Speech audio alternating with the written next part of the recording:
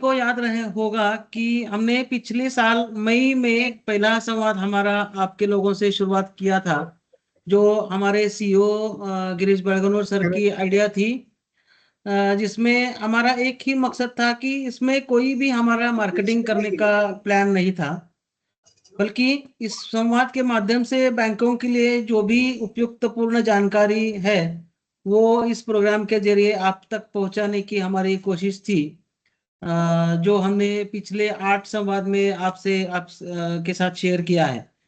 वैसे हमारे CEO sir जो गिरीश बेलगुना सर है, वो यहाँ से 2 साल पहले ज्वाइन होने के बाद उन्होंने बहुत सारे आइडिया, बहुत सारे इनिशिएटिव्स लिए हैं और इम्प्लीमेंटेशन भी किए हैं। लेकिन फिलहाल मैं उसका आपके साथ कोई जिक्र नहीं करूंगा, क्योंकि वो उनके रिव्यू में या फिर उनके संभाषण में उसका रिव्यू लेंगे, तो मैं उसमें इंटरफेयर नहीं करना चाहता। तो मैं गिरीश सर से ही अब हम लोग सुनेंगे। अभी जैसे 8 संवाद हमारे अब तक हो चुके हैं। लास्ट दिसंबर में हमारा जो संवाद हुआ था, तब तक हमने 8 सेशंस किए थे। उसमें कुछ का मैं रिव्यू दूंगा कि पहले जो सबसे पहला संवाद था, इसमें हमने गंभीर सर से इम्पोर्टेंस ऑफ एमआईएस के बारे में हमने जानकारी ली थी। उसके बाद में हमने लिस्ट सॉफ्टवेयर के 6 साल का रोड मैप क्या है उसके बारे में जानकारी दी थी, और आपके भी रोड मैप बनाने में लिस्ट कैसे आपकी मदद कर सकता है, इसके बारे में भी आपको जानकारी दी थी। उसके बाद में इंफॉर्मेशन सिक्योरिटी, जो आजकल बहुत आरबीआई उसके ऊपर एम्फसाइज कर रहा है, उसके ऊपर हमने एक सेशन लिया था, और उसमें इफेक्टिव लोन रिकवरी के बारे में भी हमने जानकारी ली थी। उसके बाद में हमने एक सबसे इम्पोर्टेंट सेशन लिया था, जिसमें डिजिटल सॉल्यूशंस का उपयोग करके हम कस्टमर सर्विस को कैसे इम्प्रूव कर सकते हैं, कैसे सुधार ला सकते हैं, इस बारे में चर्चा की थी। उसी सेशन में हमने उत्कर्ष भार्गव जी से सिक्योरिटी ऑपरेशन सेंटर सॉक जो है, जो अभी क्लाउड के ऊपर हम जाते हैं, डीसीडीआर होस्टिंग पे जाते हैं, तो उसमें उसका इम्पोर्टेंस क्या है, इसके बारे में जानकारी ली थी। देन हमने क्लाउड कंसेप्ट के बारे में बहुत सारी बार चर्चा की है और बहुत डिटेल में इसके बारे में जानकारी ली है। और सन 2024 के आखिरी संवाद में हमने लिस्ट सॉफ्टवेयर के अंदर जो भी इनिशिएटिव्स लिए गए थे, उसके बारे में हर एक डिपार्टमेंट के लीड से हमने जानकारी देने की कोशिश की थी हमने। तो इस संवाद में हमारे संवाद के जरिए हमारे यही सतत कोशिश रहेगी कि आपको हम नए नए विषय के बारे में जानकारी देते रहे, जो इस क्षेत्र में बहुत जाने माने पर्सनालिटीज हैं, और जिनका बहुत अभ्यास रहता है, जिनको अपना अनुभव एक दूसरे के साथ बांटने में इंटरेस्ट रहता है। तो उन्हें हम इस सेशन में बुला के उनके ये ज्ञान और अनुभव का लाभ उठाते रहे, यही हमारी कोशिश रहती है। आज भी हमने ऐसे ही एक पर्सनालिटी को इनवाइट किया है, जिनका परिचय मैं अभी दूंगा आपको सभी को। उन्होंने बैंकिंग के क्षेत्र में बहुत सालों से बहुत बड़ा काम किया है और अभी भी करते रहे हैं। तो आज के हमारे जो प्रवक्ता है, वो है श्री माधव जी प्रभुने। प्रभुने सर जी, नमस्ते। आपका इस लिस्ट सॉफ्टवेयर के इस संवाद में बहुत बहुत स्वागत है। वैसे प्रभुने जी का परिचय देना बहुत कठिन बात है, क्योंकि उनका एक्सपीरियंस ही इतना बड़ा है कि उसके लिए बहुत देर लगती है। तो मैं शॉर्ट में उनको सब कवर करने की कोशिश करूंगा। प्रभुने जी ने अपने छात्र जीवन में बहुत सी डिग्रीज हासिल की है, जैसे बीए, बीकॉम और एलएलबी, जो 3 डिग्रियां उन्होंने प्राप्त की है, वो बहुत कम लोगों में पाया जाता है। उसके बाद में उन्होंने CAIIB diploma in project management की शिक्षा प्राप्त की है, और GDC&A उनका अभी का जो प्रोफेशनल क्वालिफिकेशन है। इस समय वो बहुत सारे बैंकों के साथ काम करते हैं, बहुत सारे बैंकों के बोर्ड ऑफ मैनेजमेंट में है, और कुर्ला नागरी सहकारी बैंक में डायरेक्टर के रूप में वो काम करते हैं, और सातारा सहकारी बैंक मुंबई के वो चेयरमैन है। उसके साथ उन्होंने वो अभी बहुत सारे बैंकों के साथ कंसल्टेंट के रूप में या एडवाइजर के रूप में भी काम करते हैं। बैंकिंग क्षेत्र में उनकी कारकिर्द जो है वो बहुत बड़ी है और करियर भी बहुत ब्राइट रहा है। वो सेंट्रल बैंक ऑफ इंडिया से 28 बरस तक काम करके रिटायर हुए हैं। तो मेरे ख्याल से ये बहुत बड़ी उनकी कारकिर्द रही है। और उन्होंने भी उनका वहां पे भी उनका एक फुटप्रिंट लगाया है। उनको उनके करियर में 3 बार बेस्ट ब्रांच मैनेजर का किताब सेंट्रल बैंक ऑफ इंडिया से मिला है, which is a big achievement of him. और ये सब करते हुए उनके सोशल बैंकिंग में भी उनका काम रहता है। जैसे अलीबाग के खंडाले जैसे छोटे गांव में उन्होंने एडल्ट वुमेन्स जो रहते हैं, ऐसे 25 वुमेन्स के लिए साक्षरता वर्ग चलाए, जिसके लिए उन्हें भारत सरकार के मानव संसाधन विकास मंत्रालय से गौरव प्राप्त हुआ है। ये हम उनके लिए बहुत बड़ी उपलब्धि है। पाठशाला में जाने वाले बच्चों के लिए उन्होंने डेंटल चेकअप कैंप भी लगाए थे। और तो ये रहा उनका सोशल बैंकिंग का क्षेत्र। उसके बाद में अपने रिटायरमेंट के बाद भी लगभग उतने ही साल में बैंकिंग क्षेत्र में काम करते आ रहे हैं। जैसे रूपी कोऑपरेटिव बैंक के में वो उन्होंने सीईओ के रूप में काम किया है, कॉस्मोस कोऑपरेटिव बैंक में और जनता सहकारी बैंक सातारा में सीईओ के रूप में काम किया है।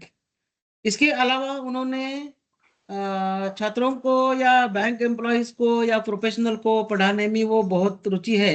इसके लिए वो विजिटिंग लेक्चर्स के रूप में बैंकों में लेक्चर्स देने के लिए जाते हैं, उनको लोग बुलाते हैं। Indian Institute of Banking and Finance भी, finance for CAIIB, credit cooperative societies और सहकार बोर्ड और ऐसे क्षेत्र में अनेक फेडरेशंस और एसोसिएशंस उन्हें विविध विषयों पर लेक्चर देने के लिए बुलाते हैं। तो बैंकिंग क्षेत्र में उनका बहुत बड़ा कंट्रीब्यूशन रहा है और उन्होंने बहुत सारे मैगजीन्स में, जैसे न्यूज़पेपर्स है, मैगजीन्स है, न्यूज़ लेटर्स है, उन सभी में उनके आर्टिकल्स छापते रहते हैं और वो भेजते रहते हैं। उनके 3 किताब भी पब्लिश हुए हैं। 1917 में बैंक अवार्ड्स और सेटलमेंट ये नाम का उनका बुक पब्लिश हुआ है। सन 2013 में एवरीथिंग फॉर क्रेडिट सोसाइटीज और 2021 में पथदर्शक बैंकिंग, ये दोनों मराठी में उनके बुक्स जो है वो पब्लिश हुए हैं। उन्हें बैंकिंग फ्रंटियर और Karnataka banking research and development की तरफ से बेस्ट सीईओ का अवार्ड भी दिया गया है। तो ये मैं उनका जो बड़ा इतना 40 25 45 साल का जो एक्सपीरियंस है और उनका जो बैंकिंग सेक्टर में कंट्रीब्यूशन रहा है, ये मैं अल्प परिचय देने की कोशिश किया हूँ। आज उनसे हम बहुत ही महत्वपूर्ण विषय के बारे में जानकारी लेने वाले हैं। उनका अभी आप सब लोग जानते हैं कि सभी इंडस्ट्रीज के लिए मार्केटिंग कितना इम्पोर्टेंस रखता है। तो बैंक भी इससे पीछे नहीं रह सकता, अलग नहीं रह सकता। बैंकों के लिए भी मार्केटिंग की बहुत जरूरत होती है।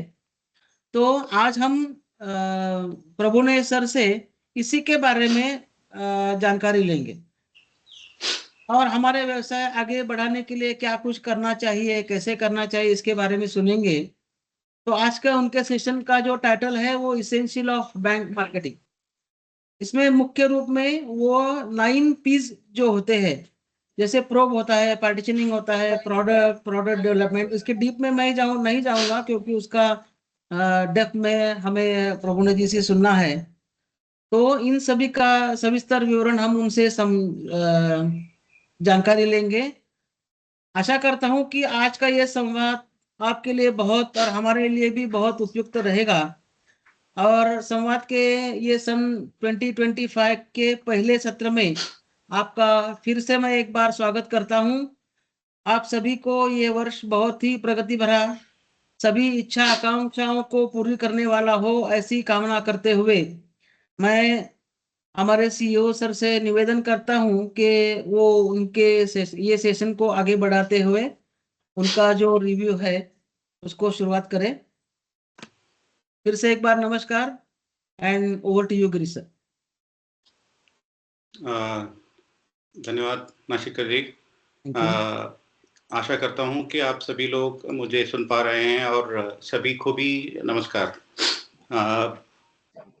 मैं अपनी बात रखने से पहले आप सभी को 9वीं संवाद के सत्र में स्वागत करता हूँ।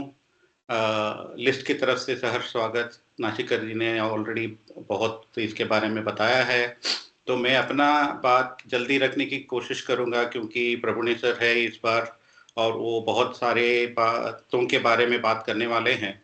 तो मैं कोशिश करूँगा कि मेरा बात मैं अभी 10 मिनट में रख पाऊँ और उसके लिए मैं अपनी प्रेजेंटेशन एज़ यूजुअल हर बार जैसे करता हूँ, तो मैं अपना प्रेजेंटेशन यूज़ करूँगा। तो मैं अपना प्रेजेंटेशन अभी शेयर कर रहा हूँ। नाशिका जी बताइए अगर आप मेरी स्क्रीन देख पा रहे हैं तो।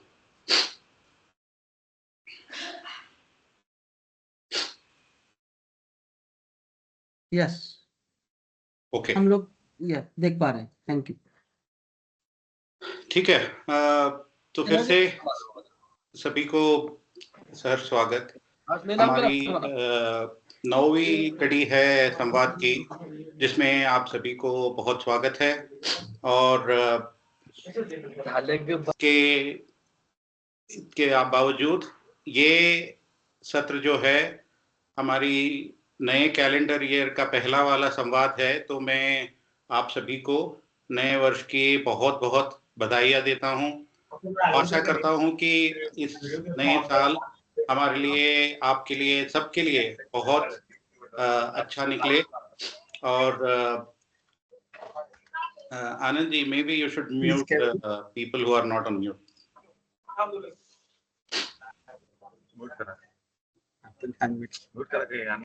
आनंद जी, ओके। तो अगर आप यस बात नहीं कर रहे हैं तो प्लीज अपने आप को म्यूट पे रखिए ताकि हम सभी लोग इस बात को सुन पाए।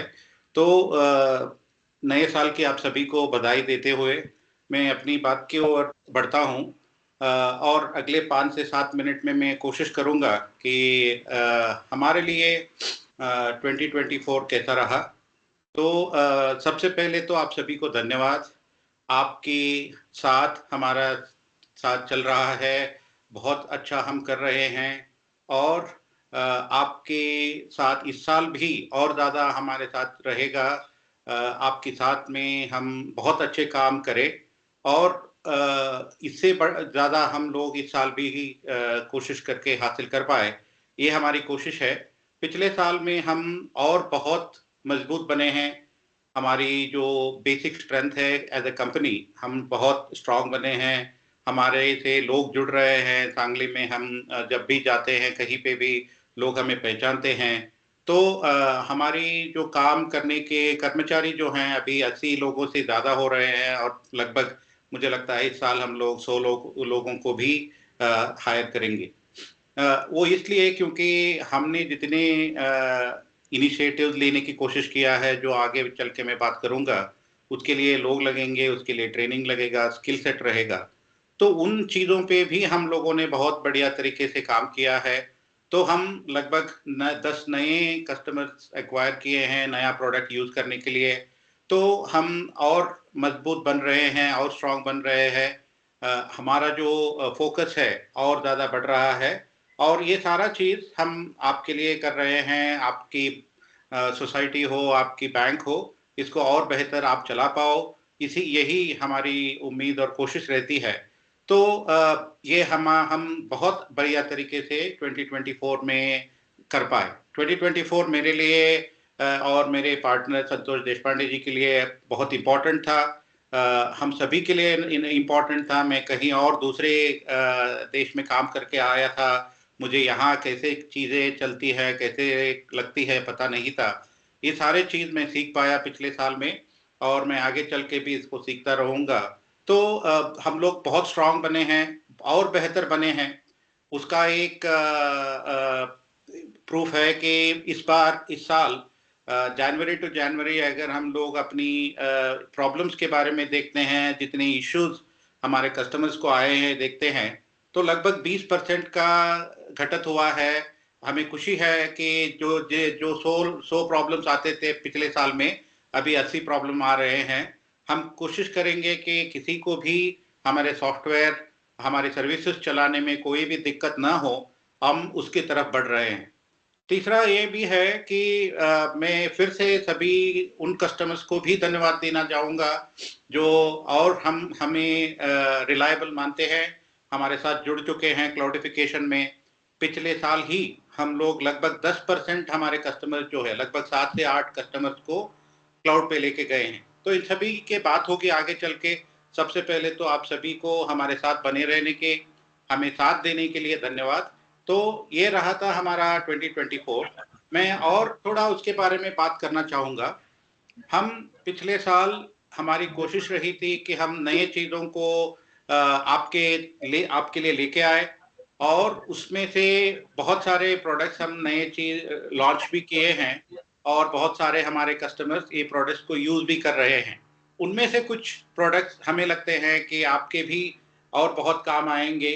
जो कस्टमर्स हमारे इन प्रोडक्ट्स को ज़्यादा यूज़ नहीं किए हैं और नहीं जानते हैं, आप हमसे रीच आउट हो सकते हैं। हम इन सभी प्रोडक्ट्स के बारे में बात कर सकते हैं, चाहे वो वैलिडेशन फ्रेमवर्क हो, जो आपको आपका जो सिस्टम में डेटा जा रहा है वो कैसे क्लीन रहे, कैसे ऑथेंटिक सोर्सेस से आए। फ्रिक्शनलेस कस्टमर ऑनबोर्डिंग हो, जहाँ पे आज जो मार्केटिंग का सेशन जो प्रभुनी सर बात कर रहे हैं, वो कैसे आप नए कस्टमर्स को अक्वायर कर सकते हैं। तो हमारी तरफ से जो फ्रिक्शनलेस कस्टमर ऑनबोर्डिंग का जो प्रोडक्ट है, ये आपको एक इनोवेटिव तरीके से कस्टमर ऑनबोर्डिंग बहुत स्मूथ करेगा। ये भी हमने पिछले साल लॉन्च किया था। एसएमएस मित्रा एक रेगुलेटरी की तरफ से भी है, दूसरा आपके कस्टमर्स को और ज़्यादा अपनी अकाउंट की एक्सेस और मैनेजमेंट बना रहे, इसके बारे में एसएमएस मित्रा हमने लॉन्च किया था।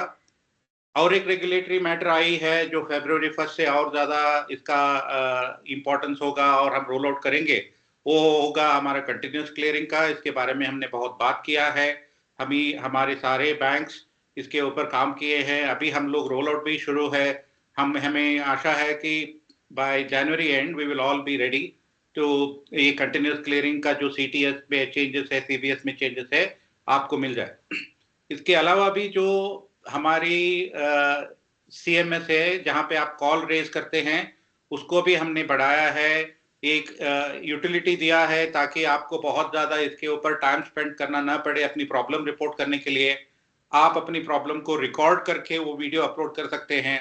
इसीलिए हमने एफआईआर बनाया है। आप सभी लोग ये एफआईआर को यूज कर रहे हैं, ऐसे मेरी मानना है। इसके अलावा भी हमने लिस्ट के अंदर उतने सारे इनिशिएटिव लिए हैं ताकि हम लोग और आपको और बेहतर तरीके से सर्व कर पाए। उसमें से सबसे पहला है हम आपको बताए हैं और बताने की कोशिश भी करेंगे आगे चल के कि हमारा अगले 5 से 6 साल तक हम क्या करने वाले हैं, जो हमारे विजन 2030 डॉक्यूमेंट में ऑलरेडी है। आप इसके बारे में हमने एक संवाद भी किया था जिसमें मैंने खुद एक्सप्लेन किया था कि हमारे विजन कैसे दिख रहा है, हम लोग आगे चल के क्या क्या चीजें करेंगे। इसके अलावा संवाद जो अभी हम लोग जिसमें हैं, ये मेरे लिए बहुत क्लोज टू द हार्ट है, क्योंकि इसमें मैं आप सभी से एक साथ में जुड़ पा रहा हूँ। बहुत सारी बातें होती हैं, चाहे वो अच्छे वाले बात जहाँ पे हम लोग प्रोडक्ट्स या नया चीज़ों के बारे में बात करते हो, या आपको तकलीफें हैं, बहुत रिमाइंडर होने के बाद वो सॉल्व नहीं हो रहा है, उन चीज़ों का भी हमारा यहाँ थोड़ा कुछ डिस्कशन भी होता है। इसके अलावा हम लोग हर दिन सीनियर मैनेजमेंट जो है लिस्ट के, मैं उस मीटिंग में भी रहता हूँ। हम एक मीटिंग करते हैं हर दिन ताकि हम लोग अपनी तरफ से कोशिश करें कि आपकी जो भी क्रिटिकल इश्यूज है इसके बारे में हमारे कंपनी में चर्चा हो, इसके बारे में कुछ सोल्यूशन निकल के आए, और हमारे जो इंजीनियरिंग टीम हो, एमटेक टीम हो, इसके ऊपर काम करके आपकी जो भी दिक्कत आ रही है उसको सॉल्व करके दे दे। तो हम लोग इसको वॉइस ऑफ कस्टमर बोलते हैं। तो वॉइस ऑफ कस्टमर हमने ये शुरू किया है और बहुत अच्छा तरीके से चल रहा है। इसके अलावा भी पिछले साल हम लोगों ने एक और नया प्रोग्राम आपको ध्यान में रखते हुए शुरू किया है। हमने अपनी तरफ से कस्टमर सक्सेस मैनेजर्स को आइडेंटिफाई किया है, जिसके बारे में 2 संवाद से पहले हमने बात भी किया था, डिटेल में आपको विस्तार से बताया था कि आपके कस्टमर सर्विस मैनेजर कौन है, वो कैसे आपको मदद कर सकते हैं, ताकि हम लोग आपके पास रहे, आपके जो आपसे बने रहें इन चीज़ों के ऊपर। इसके अलावा भी पिछले साल हम लोगों ने RRR 2.0 रक्षक प्रो मैक्स शुरू किया था। ये प्रोग्राम लिस्ट के इंटरनल है, बट मैं आप सभी को इसके लिए इसलिए बता रहा हूँ क्योंकि आपके जो प्रॉब्लम्स है इसको हम और डिटेल तरीके से हम इसको रिव्यू करते हैं, इसको प्रायोरिटाइज करते हैं और इसको इम्प्लीमेंट जितना जल्दी हो सकता है उतना जल्दी करने की भी कोशिश करते हैं। तो ये तीनों डेडिकेटेड टीम्स है जो लिस्ट के अंदर चलते हैं और ये टीम्स स्पेसिफिक टास्क यूज करके वो आपके प्रॉब्लम्स को सॉल्व करके देते हैं। तो ये थे कुछ नए इनिशिएटिव्स पिछले साल हमने जो लिया था। अभी मैं आगे बढ़ता हूं और पिछले साल के कुछ अगर अलग पॉइंट मुझे बताने हैं तो मैं आपको ये लिस्ट बाद में भी आपको मैं दिखा दूंगा। ये हमारे पिछले साल के सिग्निफिकेंट फीचर्स है जो हमने हमारे प्रोडक्ट में, चाहे वो एमटेक से आ रही हो या सीबीएस से आ रही हो, ये सिग्निफिकेंट फीचर्स हमने पिछले साल में रिलीज किया है 2024 में। मैं हर एक को नहीं पढ़ूंगा, बट ये आपकी जानकारी के लिए है। हम आगे चल के भी और सारे सिग्निफिकेंट फीचर्स के ऊपर काम करके आपको बैंक या सोसाइटी चलाने के लिए जो सुविधा चाहिए उसको हम देने की पूरी कोशिश करेंगे। इसके अलावा भी पिछले साल हम आपके लिए एक और इम्पोर्टेंट पॉइंट ये रहेगा कि हमारा जो हम लेने के बाद, लिस्ट में आने के बाद जो हर क्वार्टर रिलीज करते हैं उस सिलसिला को हम आगे बढ़ा रहे हैं। पिछले साल हमारे सारे प्रोडक्ट्स का 4 रिलीजेस हुए हैं और लेटेस्ट वन है 25.1.1। अगर हम देखेंगे कि क्या रिलीज किए हम लोगों ने पिछले साल, कितने नए फीचर्स को हम अपनी प्रोडक्ट में लेके आए हैं, तो आप देख सकते हैं टोटल 300 से ज्यादा बग्स फिक्स कर चुके हैं हम लोग और 150 से ज्यादा एनहांसमेंट भी हमने रिलीज किया है।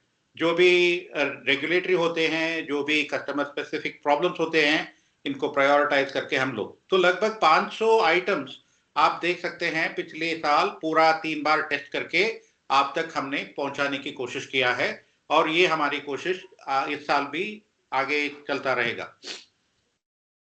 मेरा लास्ट स्लाइड है ये, जहां पे मैं डेफिनेटली आपको अपनी सपोर्ट और क्लाउडिफिकेशन के बारे में बताना चाहूंगा। आपको फिर से धन्यवाद कि आप हमारे सपोर्ट टीम के साथ लगातार बने हुए हैं।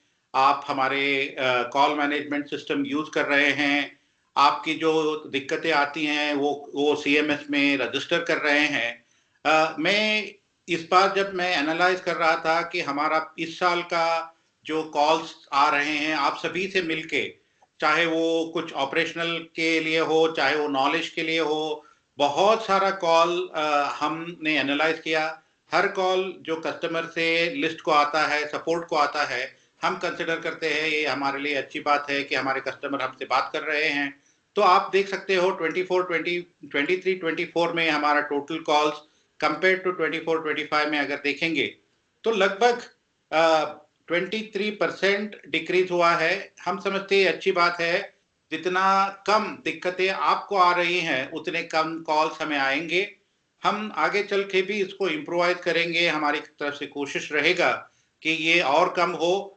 इंडस्ट्री स्टैंडर्ड रहता है कि 15 से 20% प्रोडक्ट का जो फीचर्स होते हैं, जो नए रिलीज होते हैं, ये इसमें ज्यादा इश्यूज हो सकते हैं। तो जब हमने 500 आइटम नए रिलीज किया है उसके कंपैरेटिव में इतने सारे नंबर्स ठीक लगते हैं, बट हम कोशिश करेंगे कि आपकी दिक्कतें, आपके बग्स कम हो और इसलिए हमारी कोशिश है कि हर साल हमारा ये काउंट थोड़ा कम होता रहे और हम इसको वैल्यू एडेड सर्विसेज ज्यादा आप तक देने में कोशिश करेंगे। इसके अलावा जो मेरा लास्ट पॉइंट है वो क्लाउडिफिकेशन है। पिछले साल के जनवरी से इस जनवरी तक हमने 7 हमारे कस्टमर्स को क्लाउड पे लेके गए हैं। ये 7 कस्टमर के साथ हम लोग टोटल हमारे 100 से, मतलब लगभग 100 कस्टमर्स में से 31 कस्टमर्स हमारे क्लाउड में आ गए हैं। हमने बहुत बार बात किया है, आप लोग जानते हैं क्लाउड का बेनिफिट क्या होता है और इसको कैसे किया जा सकता है। तो जो कस्टमर्स अभी क्लाउड में मूव होना चाहते हैं, आप हमसे इसके बारे में पूछे, हम लोग इसको बेनिफिट एनालिसिस भी करके आपको देंगे।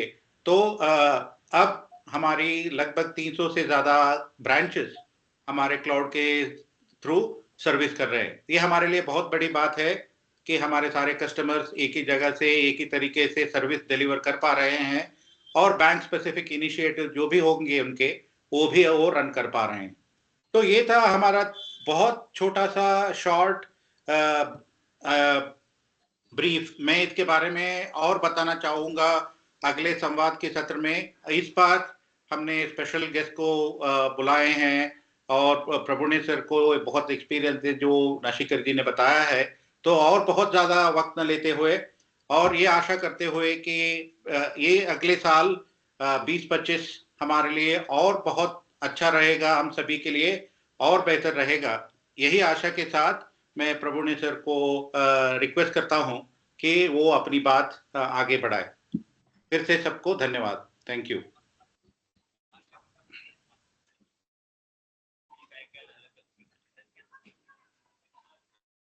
हाँ Prabhune sir, go ahead. Yeah. Good evening, everybody.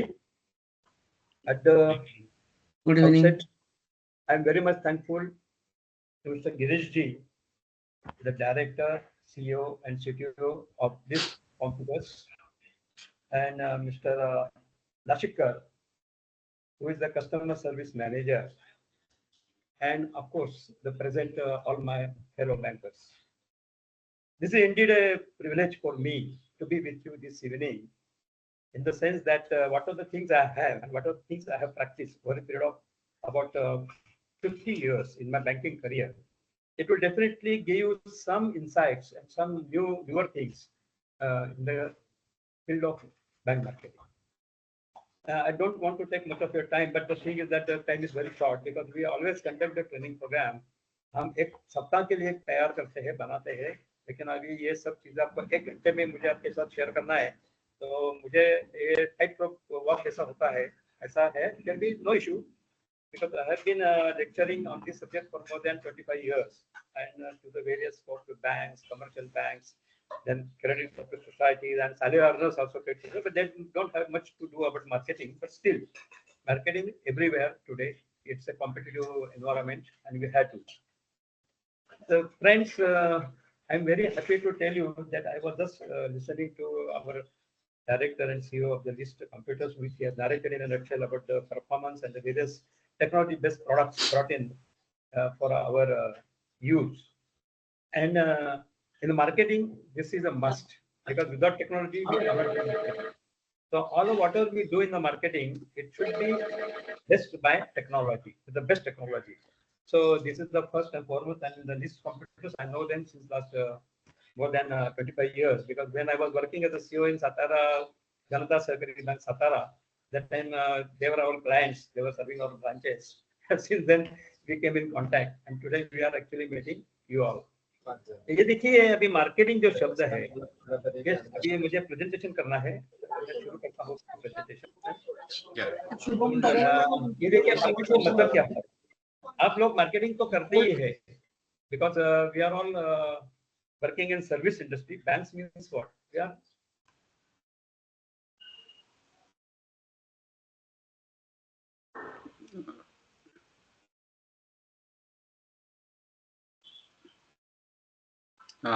Madhav ji, आपका माइक्रोफोन म्यूट हो गया है, तो आनंद जी उनको अनम्यूट कीजिए please. Yes, sir. I'm trying to unmute him, but not able to unmute. तो माधव जी आप अभी हो गया नहीं? सुनते बात है? हाँ हो गया सर, हो गया। अभी जो अभी बोला आप सुन था पा रहे हैं? पहले जो बोला था आपने सुना या नहीं सुना? हाँ अभी 10 सेकंड के लिए हम नहीं सुन पा रहे थे, बट अभी आप आगे बढ़ सकते हैं। अच्छा, या so marketing in service industry is very crucial. That is what I was talking about, because unlike industrial sector where the customers can test, can see, and can take trials to decide whether to go for that particular industrial product or not, which is not so in case of our services. So our services are intangibles. They cannot be seen, they cannot be tested before the customer takes a decision. Only they feel our services, how we render the services efficiently and effectively and all that. So the marketing, the definition given by National Bank Management in Pune, they given what are actually speaking, the marketing term in olden days. That is when I joined the banking sector in 1970. That time the word marketing was not at all heard in banking industry. So that took me to some extent in the 1970s and 80s and 90s, where it was a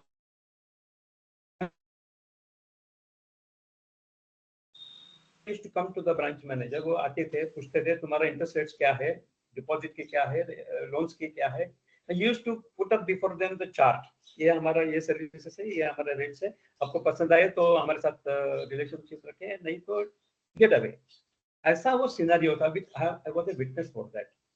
But gradually, the banks were additional banks were nationalized in 1980, and in 1992-93, we started reforming our economy, and definitely that gave boost to the concept of marketing, because new players started coming into the banking field, like HDFC, SCCI, Axis Bank.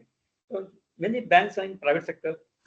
They came in, and the competition in the banking field was intensified, and the technology assumed a greater importance, because unless you adopt the technology and upgrade it from time to time, you cannot survive in this competitive environment. Because a lot of competition is created, not only with regard to the number of players, but pricing के बारे में भी.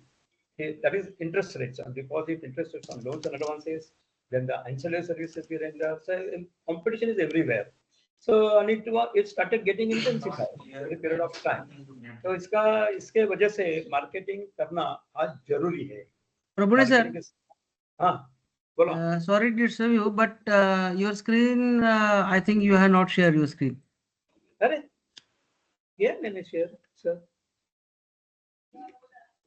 I share my ऐसा हो गया. और एक बार may be आप अनशेयर करके शेयर कर सकते हैं. आप बोले थे ना, मैं करता हूँ उधर से. एक मिनट, मैं कर देता हूँ. हाँ.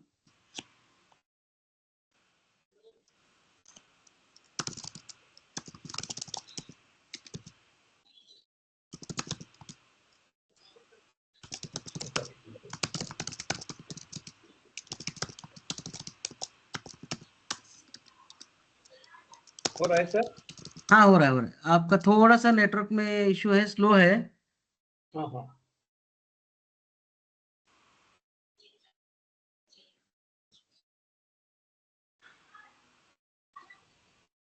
ठीक है, सुनने को आता है, दिखाई देता है. हाँ यस, अभी दिखाई दे रहा है. हाँ. So what I was talking about the marketing scenario in the 1970s, 80s, and 90s. That time the market was sellers market. That is the bank used to dictate the customers कि देखो ये हमारा products है, ये हमारा pricing है, ये हमारा services है. आपको पसंद आए तो ले लो, नहीं आपको चाहिए तो ठीक है, get away. Like that the scenario was there, and you must have seen some of us that the branches of the banks were not that well furnished, without any air conditions. They used to only use fans. The fans were also never clean. They were not in working conditions. The furniture was not broken furniture. People used to sit putting the big size registers, ledgers, and all that. So that was the scenario in this place. And customers was not at all in a position to decide. And nobody asked also him कि आपको क्या चाहिए, कौन सा services चाहिए, कुछ नहीं था. मार्केटिंग बिल्कुल absent था. बड़े बैंक में भी marketing was not done at all. Then 1992-93 when we started reforming our economy, then ये उसको boost ज़्यादा मिलने लगी. तो पहला देखिए कि मैंने जैसा अभी बताया कि 1970s-80s में armchair banking was in vogue. Lack of competition नहीं थी, प्लेयर ज़्यादा नहीं थे, लिमिटेड थे, बैंक में 10 nationalized. Range of products were limited. Then customers base was urban only. We were doing class banking, not mass banking. Then absence of technology. Technology was not there. Everything was done manually. Even the calculators were not there in the 70s, 80s. They came subsequently. So the post-nationalization era, highly market started becoming competitive, rapidly changing. Wide spread branch expansion हो गया. बहुत हर दिन हम एक branch open करते थे. बड़े bank, like bank of India, central bank of India, So every alternative, some banks used to open their branches. So with that, there are more than 1 lakh branches today. That every after 8,000 population branches, you will find a branch, except in remote areas in the northeast regions. Otherwise, the widespread branch expansion is already achieved. The bank's approach toward customers and market underwent tremendous change. Now the 1980s phase also maturing of new financial services started. ATMs started coming in. They came late in 1998, 99. Yeah, Madhavji. Yes, sir. Sorry जितना जल्द ज्यादा हो सकता है आप अगर आप हिंदी में बात कर पाओ तो हमारे लिए बहुत अच्छा रहेगा सर. नहीं हिंदी में. Yes, thank you so much. ATMs अभी आना शुरू हो गया.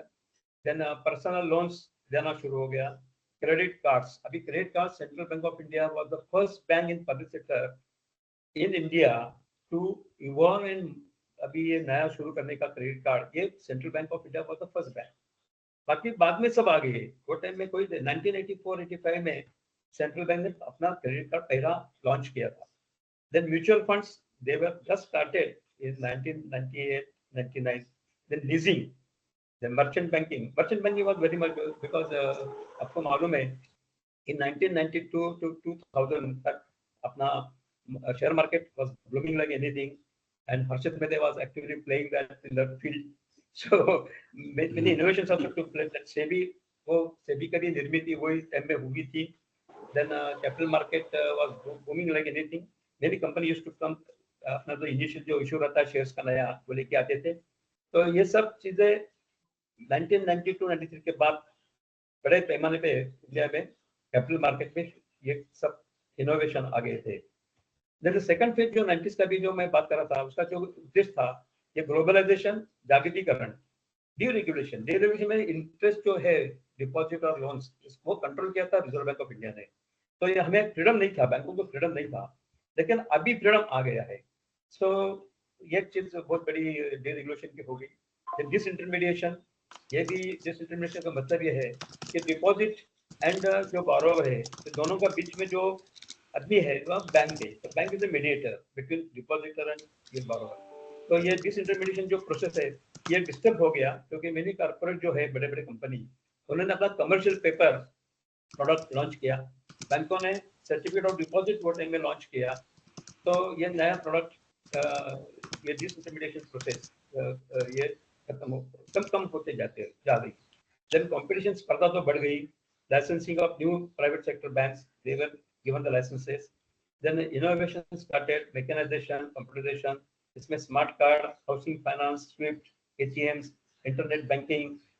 Then operating in buyers market. Now today we are operating in buyers market. अभी हम buyers market में काम कर रहे हैं क्योंकि जो ग्राहक है, बैंक ग्राहक है, वो तो हुक्मशाह हो गया है. वो भगवान है हमारे लिए. तो वो हमको डिक्टेट करता है कि मुझे लोन चाहिए और ये लोन का रेट ऑफ इंटरेस्ट क्या है. हम बताएंगे समझो 10% है, वो बताए 10% नहीं, मुझे 9% चाहिए. हम बोले हम नहीं दे सकते 9%. तो वो दूसरा बैंक में जा सकता है, जाता है और उसको मालूम है उधर 8% में भी उसको लोन मिलता है. तो ये जो कंपटीशन है ना अभी भी चालू है. इतनी सीवियर कंपटीशन है कि हमारे लिए कस्टमर को अक्वायर करने के लिए हमें अभी बहुत कोशिश करनी पड़ती है, टेक ओवर करना पड़ता है. लेकिन उसके लिए हम डिस्क्रिमिनेशन नहीं कर सकते, भेदभाव नहीं कर सकते. हमारा जो कुछ कार्ड रेट से इंटरेस्ट रेट्स वही सबको हमको ऑफर करना चाहिए सेम रेट से. क्रेडिट रेटिंग हम कर सकते हैं, उसमें आधा टक्का 1% जैसा अपना पॉलिसी है उसके मुताबिक हम तो कम कर सकते हैं. देन टेक्नोलॉजी अपग्रेडेशन, ये तो करना जरूरी है because every after 3 years the technology become absolute. Then growth of banking unparalleled elsewhere in the world. हमारा जो बैंकिंग क्षेत्र में जो वृद्धि हुआ है, number of branches, number of staff, total number of banks का कारोबार, ये सब देख के this growth is unparalleled in the world. So this is what is about the 1990 onwards up to 2000. This is the phase of this marketing stage. Then what is bank marketing? So marketing is started gathering momentum. अभी वो marketing क्या है, कैसा करना है, इसमें क्या क्या होता है, कैसा करना है, ये सब चीजें जब लोग सोचने लगते हैं तो हमको मालूम पड़ा बाद में कि जो एनादियन है पुणे में, उन्होंने एक डेफिनेशन दिया था वो टाइम में. This is very old, 1998-99 की ये definition है. It is the aggregate of functions directed at providing services to satisfy customers. financial and other related needs and wants more effectively and efficiently than competitors, keeping in view organizational objectives of the bank. इतना बड़ा ये definition है। इसका मतलब होता है कि ग्राहक को क्या चाहिए, उसका जो गरज है वो क्या है, नीड्स क्या है, तो उसको सेटिस्फेक्शन उसको होना चाहिए, वो हम उसको समाधान कैसा करें, इसके लिए हमारे पास कौन सा प्रोडक्ट है, नहीं होगा तो हमको वो प्रोडक्ट नया तैयार करना पड़ेगा, जिसको हम इनोवेशन बोलते हैं। और वो होने के बाद then we have to offer to the customer, वो कस्टमर को देने के बाद कस्टमर को सर्विस अच्छा देना चाहिए, पोस्ट सेल सर्विस भी अच्छा देना चाहिए, more efficiently we have to give this service than our competitor, जो हमारे स्पर्धा करने वाले बैंक है उनसे बेहतर हमारा सर्विस होना चाहिए। और ये सब करते टाइम हमारे ऑर्गेनाइजेशन जो ऑब्जेक्टिव है वो हमें ध्यान में रखना चाहिए। अभी देखो आज के जमाने में बैंक का ऑब्जेक्टिव क्या है, if you look into the balance sheet, bank के बैलेंस शीट में आप देखेंगे तो पहला हमारा उद्देश्य ये है लायबिलिटी साइड में कि हमारा कैपिटल बढ़ते रहना चाहिए। आज बैंकों का कैपिटल, पेड अप कैपिटल कम होते जा रहे हैं। लास्ट ईयर का फिगर देखो, ये टाइम का फिगर 23-24 का फिगर देखो, 22-23 का फिगर देखो, तो ये फिगर से मालूम पड़ेगा कि अपना पेड अप कैपिटल कम हो रहा है। तो ये भी एक चैलेंज है मार्केटिंग में, क्योंकि बैंकों को कैपिटल मार्केट में आके वो नया कैपिटल नहीं निर्माण कर सकते हैं, कलेक्ट कर सकते हैं, क्योंकि हमें एंट्री नहीं है कैपिटल मार्केट में। इसलिए हमें लोन देके, लोन में से जो सिक्योर्ड लोन है उसका 2.5% और जो अनसिक्योर्ड है उसका 5%, ऐसा हमें एडिशनल शेयर हम कलेक्ट कर सकते हैं। तो उसमें हमें थोड़ा सा लिमिटेशन है, ये भी है, कॉम्पिटिशन है उसके साथ लिमिटेशन भी है, लेकिन शेयर कैपिटल बढ़ना चाहिए, ये पहली बात। दूसरी बात क्या है कि उसमें मार्केटिंग के लिए हमें क्या करना चाहिए कि लोन ज्यादा देना चाहिए, इनकम, इंटरेस्ट इनकम ज्यादा कमाना चाहिए, तो हमारा उत्पन्न जो है वो बढ़ेगा। तो लोन कैसा देना, क्या देना, क्योंकि लोन ज्यादा देंगे उसका रिस्क है, उसको हम बोलता है क्रेडिट रिस्क। तो क्रेडिट बढ़ेगी तो उसके ऊपर का इंटरेस्ट आना बंद हो जाता है, एनपीए हो जाएगा, तो उसके ऊपर जो प्रोविजन करना पड़ता है वो भी दूसरा नुकसान हो जाता है, आगे आने वाला जो इंटरेस्ट है वो भी नहीं आता है। तो हमारा ये जो नुकसान होता है, इस वजह से हमारा प्रॉफिट का जो मार्जिन है वो भी कम होते जा रहा है। तो बिकॉज ये अभी हमारा ग्रॉस एनपीए बढ़ रहे हैं, तो ये सब चैलेंजिंग सिचुएशन है, वो हम बाद में भी देखेंगे। लेकिन पहला हमारा कैपिटल जो है वो बढ़ता नहीं है। तो हमारा ऑब्जेक्टिव क्या है, कॉर्पोरेट ऑब्जेक्टिव, कि हमको कैपिटल बढ़ाना चाहिए, नंबर 1। हमारा डिपॉजिट ग्रोथ भी होना चाहिए। अब वो डिपॉजिट दो टाइप का है, जो कासा डिपॉजिट जिसको हम बोलते हैं सेविंग्स एंड करंट, वो करना चाहिए, वो 40% मिनिमम होना चाहिए टोटल डिपॉजिट में। और जो टर्म डिपॉजिट है वो भी हमारा 60% 65% तक होना चाहिए। तो ज्यादा डिपॉजिट का परसेंटेज टर्म डिपॉजिट का ज्यादा रहेगा तो उसका ऊपर जो हम इंटरेस्ट देते हैं वो ज्यादा है, तो it becomes a costly affair. Assam में इंटरेस्ट हम 2.5%, 3% सेविंग्स पे देते हैं, करंट पे हम इंटरेस्ट देते ही नहीं है, तो उसमें हमारा इंटरेस्ट मार्जिन ज्यादा रहता है। तो हमारा ये सोच होनी चाहिए कॉर्पोरेट गोल्स में, ऑब्जेक्टिव में, कि हमारा डिपॉजिट बढ़े और टर्म डिपॉजिट वो प्रोपोर्शन में हम कम रखे। आज हम ऐसा सिनेरियो देख रहे हैं कि हमारा सेविंग डिपॉजिट कम हो जा रहा है और ये सब सेविंग डिपॉजिट जा रहा है म्यूचुअल फंड्स में। और mutual fund, sir, yes sir, आप अभी उसी स्लाइड में है क्या, व्हाट इज बैंक मार्केटिंग में, या थोड़ा अलग? Yes, I am talking about the organisational, ये उसमें ही है, अभी हम आगे गए नहीं है, ठीक है, ये भी आप, हाँ, okay, sorry, no problem, please go ahead. हाँ जी। तो कौन सा एरिया में हमें ये डिपॉजिट बढ़ाना है, वो मैंने आपको बता दिया कि जो लो इंटरेस्ट बेरिंग डिपॉजिट जो है उसमें हमें सेविंग्स एंड कासा डिपॉजिट हम बोलते हैं उसको, सेविंग्स एंड करंट डिपॉजिट बढ़ाना चाहिए। टर्म डिपॉजिट का परसेंटेज हमको 60 to 65% तक सीमित करना चाहिए, तो हमारा इंटरेस्ट कॉस्ट बच जाएगी। तीसरी बात जो है वो है कि हमारा जो ऑब्जेक्टिव है कि हमें जो इन्वेस्टमेंट करना है वो इन्वेस्टमेंट हमको SLR 20, अभी तो 18% है, लेकिन उसका फिक्सेशन गवर्नमेंट जो सिक्योरिटीज में हम रखते हैं वो 25% का लिमिट है, वैसा तो लिमिट टोटल 40% है। कई बैंकों का सीडी रेशियो कम है तो उनको ज्यादा उधर इन्वेस्टमेंट करना पड़ती है, इवन वो 40% ऊपर जाती है, लेकिन वो होने चाहिए क्योंकि वो गवर्नमेंट सिक्योरिटीज में देती है SRR की इन्वेस्टमेंट। और दूसरा जो इन्वेस्टमेंट है वो हम हाथ CRR के लिए रखते हैं, कैश में, हाथ में कैश रखते हैं, ब्रांचेस में कैश रखते हैं, और दूसरे जो कैश है वो हमारे करंट अकाउंट दूसरे बैंकों में। तो इसमें हमें जितना उसका जो परसेंटेज है CRR हमें 4% बढ़ाना है, मेंटेन करना है। अब यस सर, मैं कंटिन्यू? नहीं, हाँ, यू कैन कंटिन्यू सर। हाँ, तो ये सब पहला हमें ये देखना है कि इन्वेस्टमेंट करते टाइम ये 4% CRR और 25% SLR, 18% अभी है, लेकिन कई बैंकों ने 20-25% के ऊपर ही रखा है, कई बैंकों में 40% भी रखा है, जिनका सीधे रेशो कम है। तीसरी जो बात है सबसे important on the asset side of the bank balance sheet, वो हमारा है लोन्स एंड एडवांसेस। हमारा लोन्स एंड एडवांसेस कितने होने चाहिए? तो 60 to 65% आइडियल। कई बैंकों का 70 तक जाता है, ठीक है। जितना ये सीधे रेशो 65 to 70% के रेंज में है, उतना उनका जो इंटरेस्ट मिलता है या लोन्स पे वो ज्यादा रहता है, इंटरेस्ट इनकम। लेकिन अपने को ये भी देखना है कि ये लोन्स का क्वालिटी क्या है, एसेट क्वालिटी क्या है, यानी उनका इनटेक कितना है, ग्रॉस इनटेक कितना है, वो क्यों हो रहा है, वो इनका का भी फर्दर कैटेगराइजेशन होता है। सबस्टैंडर्ड के बाद डॉटफुल होता है, डॉटफुल 1, 2, 3 वगैरह, उसके ऊपर प्रोविजनिंग हायर रेट से होता है, तो वो हमारा सब प्रॉफिटेबिलिटी खत्म कर देती है। इसलिए इनपे का कितना परसेंटेज हमें रखना चाहिए? तो हमें 6% तक ग्रॉस इनपे रखना चाहिए, और जो नेट इनपे जो प्रोविजन करके हम ग्रॉस कम कर दे सकते हैं, वो खाली हमें 3% के नीचे रखना चाहिए, तो हमारा प्रॉफिटेबिलिटी सही रहेगी। और उसमें ये लोन्स का बहुत क्रुशियल है, उसको हम क्रेडिट रिस्क बोलते हैं। क्रेडिट रिस्क आज सब जो हम जो काम कर रहे हैं, बिजनेस कर रहे हैं, उसमें ये सबसे बड़ी रिस्क एक क्रेडिट रिस्क में होती है। तो उसके बारे में हम बोलना है तो हम और कुछ घंटे बोल सकते हैं, it's a very huge area, so I am not going to dwell much in that, but only उसमें जो अभी नेक्स्ट में ये ऑब्जेक्टिव जो है, तो हमारा ये मकसद ये है, हमारा ऑब्जेक्टिव ये है कि हमें profitability is the first thing, number 1 is the first and foremost thing. Secondly हमारा कैपिटल बढ़ते रहना चाहिए। नंबर 3 हमारा सीडी रेशो बढ़ते रहना चाहिए। सीडी रेशो 60-65% हो जाएगा तो हमारा इन्वेस्टमेंट रेशो जो है वो कम रहेगा। वो ideal investment ratio will be to total deposit, of course ये 30% तक हम इन्वेस्टमेंट कर सकते हैं आइडियल। तो ये हमारा कॉर्पोरेट ऑब्जेक्टिव है। उसके बाद हमारा टेक्नोलॉजी जो है वो भी बढ़िया होना चाहिए। अभी जो 10-12 साल पहले जो हमने दिया था, उसमें बहुत कुछ बदलाव हो रहा है। अभी क्लाउड कंप्यूटिंग वगैरह भी चल रहा है, अपने अभी सब गिरीश साहब अभी बोल रहे थे इसके बारे में, तो हमें वो प्लेटफॉर्म भी अडॉप्ट करना चाहिए।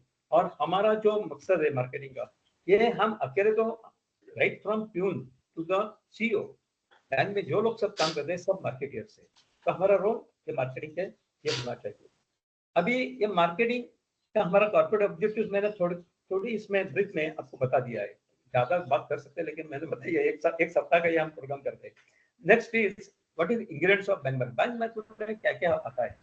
तो फर्स्ट देखिए, आपकी ब्रांच जिधर है, branch is the business point, उधर से बिजनेस जनरेट होता है, प्रॉफिटेबिलिटी उधर से जनरेट होती है। तो ब्रांचेस में लोग जो काम करते हैं ना, तो उनको पहला देखना चाहिए कि हमारा ब्रांच कौन सा मार्केट में सिचुएटेड है, कौन से मार्केट में है, कब से है ये। इसके बाद वो मार्केट एरिया में कौन है लोग जो ये मार्केट ऑक्यूपाई कर रहे हैं, उधर पॉपुलेशन क्या है, कितना। तो ये जो है ना, तो जब हम जानकारी लेने की कोशिश करते हैं ये एरिया के बारे में, तो उसको हम बोलते हैं मार्केटिंग में first P, probing the market. उसका हम रिसर्च करते हैं, सर्च करते हैं, और उसमें हमको क्या जानकारी मिलती है कि भाई एक ऐसी चीज जिधर मेरी ब्रांच है, उसका पॉपुलेशन इतना लाख है, ये उसका मैं फर्दर सेगमेंटेशन करूंगा।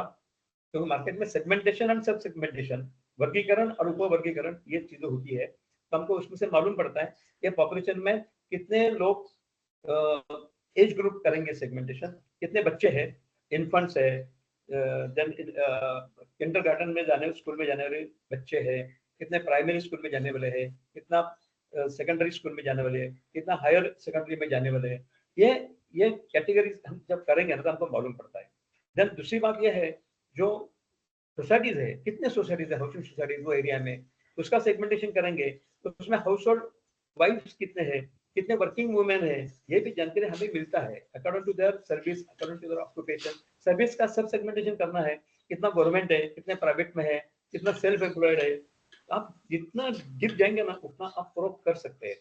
देन तीसरा बात है जो यूथ है, तो कॉलेज गोइंग यूथ है जो ऑलरेडी कंप्लीट किया कॉलेज, देन वो कितने सर्विस करते होंगे, प्रोफेशनल्स होंगे, सेल्फ एम्प्लॉयड लोग होंगे। तो ये सब जानकारी हमें ये लोगों का जो व्यवसाय है उससे हमें मिलता है।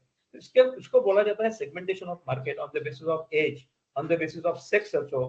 कितने वरिष्ठ नागरिक, ज्येष्ठ नागरिक है, कितने अदर देन ज्येष्ठ नागरिक है, कितना यंग पॉपुलेशन है, कितना चिल्ड्रन है, ये सब एज के बेसिस पे होता है। सेक्स में कितने लड़कियां हैं, कितने बच्चे हैं, ये जानकारी मेल फीमेल ये जानकारी मिलती है। ऑक्यूपेशन वाइज हम करेंगे तो अभी बता दिया सर्विस है, सेल्फ एम्प्लॉयड है। अभी सेल्फ एम्प्लॉयड में कितने चार्टर अकाउंटेंट्स है, कितने आर्किटेक्ट्स है, कितने इंजीनियर्स है, कितने कंप्यूटर इंजीनियर्स है, ये सब जानकारी ऑक्यूपेशन से, कितने डॉक्टर्स है, डॉक्टर्स का भी सब सेगमेंटेशन हो सकता है, कितना डेंटल इसमें काम करते हैं, कितना एलोपैथिक है, कितना होम्योपैथिक है, कितना आयुर्वेदिक है, ये सब सेगमेंटेशन हम करेंगे ना, सब सेगमेंटेशन, तो हमें इतनी जानकारी मिल जाती है। तीसरी बात यह है कि as a bank you have to do the segmentation in such a way कि कितने ट्रेडर्स है अपने एरिया में, ट्रेडर में होलसेल ट्रेडर कितने हैं, रिटेल ट्रेडर्स कितने हैं, ये भी हमको जानकारी हमको मिल सकती है। आप पूछेंगे इंडस्ट्रीज, समझो इंडस्ट्रीज भी है, तो कौन सा टाइप का इंडस्ट्री है, स्मॉल स्केल इंडस्ट्री है, एमएसएमई जिसको हम बोलते हैं ना, माइक्रो स्मॉल मीडियम इंडस्ट्रीज, वो कितने हैं, लार्ज इंडस्ट्रीज कितने हैं। इंडस्ट्री का सब सेगमेंटेशन भी हो सकता है कि उसमें से कितने what you call export oriented है, कितना इलेक्ट्रॉनिक्स में है, कितना मैकेनिकल बनाने के कंपोनेंट बनाने में ये इंगेज है, कितना सर्विस इंडस्ट्री है, ये सब जानकारी में, कितने बैंक है, कितना नॉन बैंकिंग फाइनेंशियल कंपनी है, ये भी सब मिल सकता है। तो ये सब जानकारी हमें इकट्ठा क्यों करना है, बिकॉज अल्टीमेटली हमको ये जानना है कि उनके फाइनेंशियल नीड्स क्या है और हम उनको क्या दे सकते हैं, हम हमारे बैंकिंग के बिजनेस में उनको हम कैसे ला सकते हैं। तो ये सब चीजें ये प्रोग्राम में इन्वॉल्व है, हम ही करते हैं क्या। अभी हम बोलेंगे ये जानकारी किधर से मिलेगी, तो ये जानकारी आपको मिल सकता है जिधर आपकी ब्रांच सिचुएटेड है, वो एरिया में कारपोरेशन का बोर्ड ऑफिस रहता है, उसमें आप जाएंगे तो उधर अप टू डेट इंफॉर्मेशन उनके नोटिस बोर्ड पे लगी हुई रहती है। ये सब जैसे कौन सी नाला कौन सा बहता है, कौन सी नदी बहती है, ये भी उधर लिखा हुआ है। तो ये सब जानकारी जब हमारे आजू बाजू में अवेलेबल है, लेकिन हम कभी सोचते नहीं है कि ये जानकारी हम ले लें, तो ये प्रोविंग करना बहुत इंपॉर्टेंट है। Then next is partitioning the market, जैसे मैंने अभी बताया कि dividing the market on the basis of demography. अभी डेमोग्राफी यानी मैं रूरल में हूँ, सेमी अर्बन में हूँ, क्या मेट्रोपॉलिटन सिटी में हूँ, ये जियोग्राफिक भी है। डेमोग्राफिक जैसा बताया, रिलीजियस के बेसिस पे कर सकते हैं, इनकम के बेसिस पे भी कर सकते हैं।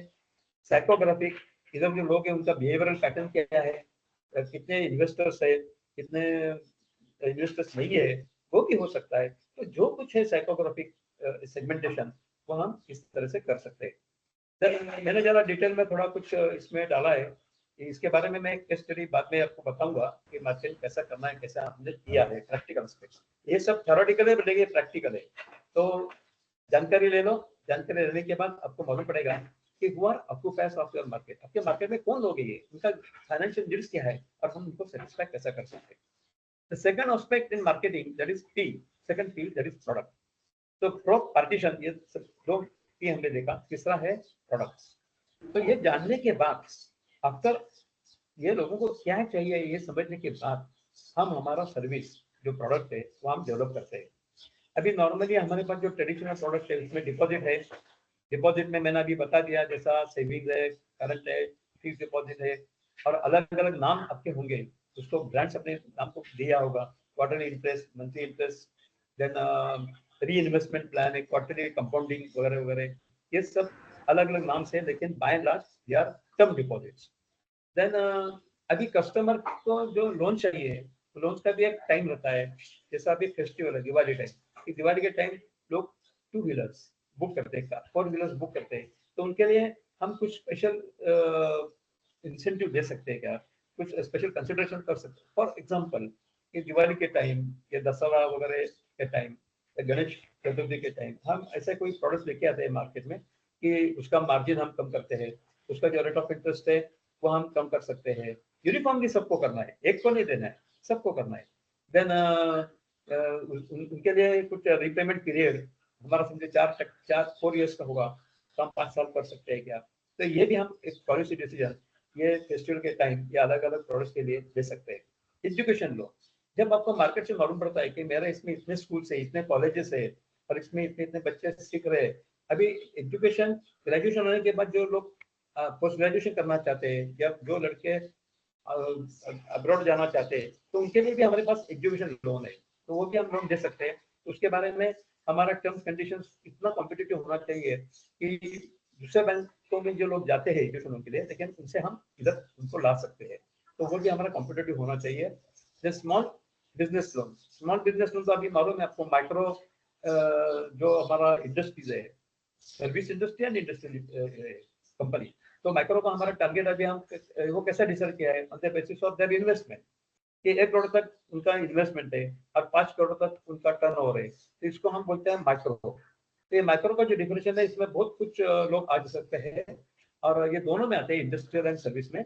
तो उनको जल्दी से जल्दी वर्किंग कैपिटल की जरूरत रहती है, उनको कोई मशीनरी वगैरह लेना है, कुछ प्लॉट लेना है, इंडस्ट्रियल प्लॉट, बिल्डिंग बांधना है, तो उसके लिए टर्म लोन दे सकते हैं, और उसका जो डिसबर्समेंट है, उसका जो डॉक्यूमेंटेशन है, वो इतना सिंपल एंड कस्टमर फ्रेंडली होना चाहिए, और जो अप्राइजल है, जो डिसबर्समेंट में, वो कम से कम टाइम में वो कैसा हम डिस्पोज ऑफ करेंगे, ये हमारी पॉलिसी वैसी होनी चाहिए।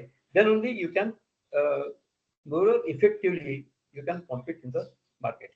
तीसरा जो है होम रिनोवेशन वगैरह, वो तो आपको मालूम है, हम अभी तो लिमिट बढ़ाया है, मेट्रो सिटी में 140 किया, 1 करोड़ 40 लाख तक लिया है, और other than that it is 60 lakh वो है। रिपेयर्स के लिए हम 10 लाख तक दे सकते हैं, और दूसरा जो प्लेसेस अदर देन मेट्रो, उधर हम 4 लाख तक दे सकते हैं। देन ये थोड़ा सा मैंने इसमें डाल दिया है डिजिटल मार्केटिंग इनिशिएटिव, वो भी हमने इधर डाला है। सोशल मीडिया कैंपेन्स अभी हमको वो भी यूज करना है, वो हम ज्यादा करके प्रमोशन के टाइम इसके बारे में चर्चा करेंगे। Then I am taking the email marketing, mobile application, ये जो सब है ना, वो अभी देखो, जैसा हमारे पास यूटीआई है, तो यूएलआई भी आया है। ओके, तो ये सब अभी नया नया इनोवेशन आ रहा है कि मोबाइल पे जैसा हम यूटीआई करते हैं, तो वैसा ही आपको लेंडिंग भी आप कर सकते हैं यूएलआई की तरफ से। अभी तक वो इतना अभी ये हुआ नहीं, लेकिन RBI already initiated the process, तो वो भी हम कर सकते हैं। उसका जो डेटा है, कस्टमर का डेटा, ये फिनटेक कंपनी जो है उनके पास सब है, तो हमारा टाइप अरेंजमेंट ये फिनटेक कंपनी के साथ होना चाहिए। Then you can gather this customer related information, and इसमें से आपका रीपिंग कैपेसिटी उनका कितना है, उनका इंटरटेनमेंट कितना है, रिकॉर्ड उनका है क्या नहीं, सब रिकॉर्ड वो फिनटेक कंपनी के साथ है। तो वो हम देख के हम immediate decision making is very easier, वो जल्दी हम सोच सकते हैं कि इसको इतना लोन देना है, इतना टाइम में तुरंत दे सकते हैं, और मोबाइल में उसको कंफर्म कर सकते हैं कि वो तुम्हारा इतना लोन सैंक्शन हो गया। अभी भी आपको आते होंगे, दूसरा जो नॉन बैंकिंग फाइनेंशियल कंपनी है उनसे भी आता है, बजाज फिनटेक वगैरह उनसे आता है कि वो तुम्हारा लोन सैंक्शन। तो ये सब जानकारी उनके पास रहती है फिनटेक कंपनी में, उनसे तो पार्टनरिंग करके वो लेना चाहिए। ये उसको हम कोलैबोरेशन भी बोलते हैं। वो नेक्स्ट जो बोला है मैंने वो भी है। देन जो इवेंट्स होते हैं उसमें हमको पार्टिसिपेट करना, ये सब प्रमोशनल ये फी जो है मार्केट का प्रमोशनल, तो हम बाद में ज्यादा करके इसके बारे में करेंगे। ये कस्टमर रिटेंशन रिलेशनशिप मैनेजमेंट, ये भी एक नया अभी आया है, वो भी हम बाद में करेंगे, क्योंकि ये मैंने अभी आज जरा अपडेट किया आपके लिए। तो इसलिए सब प्रोडक्ट्स के बारे में मैंने डाला है, व्हाट इज एमएसएमई, उनके लिए क्या क्या है वो मैंने बता दिया। प्रायोरिटी सेक्टर का हमें ये हमारा कॉर्पोरेट ऑब्जेक्टिव है कि प्रायोरिटी सेक्टर का हमें 65% 31 मार्च 25 तक अचीव करना है। और उसमें जो मैंने बोला विकसित सेक्शन का 11.75% एंड माइक्रो एंटरप्राइजेज जो है उनका 7.5% ये हमको अचीव करना है। तो इमीडिएट वो लोगों का डिसीजन हम कैसा दे ये आपको मालूम होना चाहिए। जो ऑडिटेड बैलेंस शीट है 31 मार्च अभी 24 का, उसके बेसिस पे कितना करंट अकाउंट करंट असेट्स है, उसमें करंट लायबिलिटीज माइनस करके वर्किंग कैपिटल क्या पता है, उसका 25% मार्जिन रखो, 75 आता है। Immediate then and there on हमको वो डिसाइड करके पार्टी को बताना चाहिए कि बारोवर को क्या चाहिए, कि how fast you serve him, वो इधर उधर जाना नहीं चाहिए, हमारे पास जुड़ा हुआ होना चाहिए। इसलिए उसका जो पैरामीटर्स है हमारे लोन पॉलिसी में वो ध्यान में रखते हैं, हमें ये मैक्सिमम परमिशन हम कितना दे सकते हैं वो आपको सोचना है। In addition to deposit and loans, we have many technology-based products also.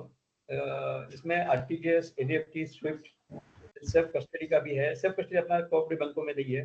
Self deposit lockers का फैसिलिटी है। सेल्फ परचेस फॉरेन करेंसी वो हमारे पास शेड्यूल कोऑपरेटिव बैंकों में है। ट्रैवलर चेक्स अभी ये बंद हो गया एज गुड एज।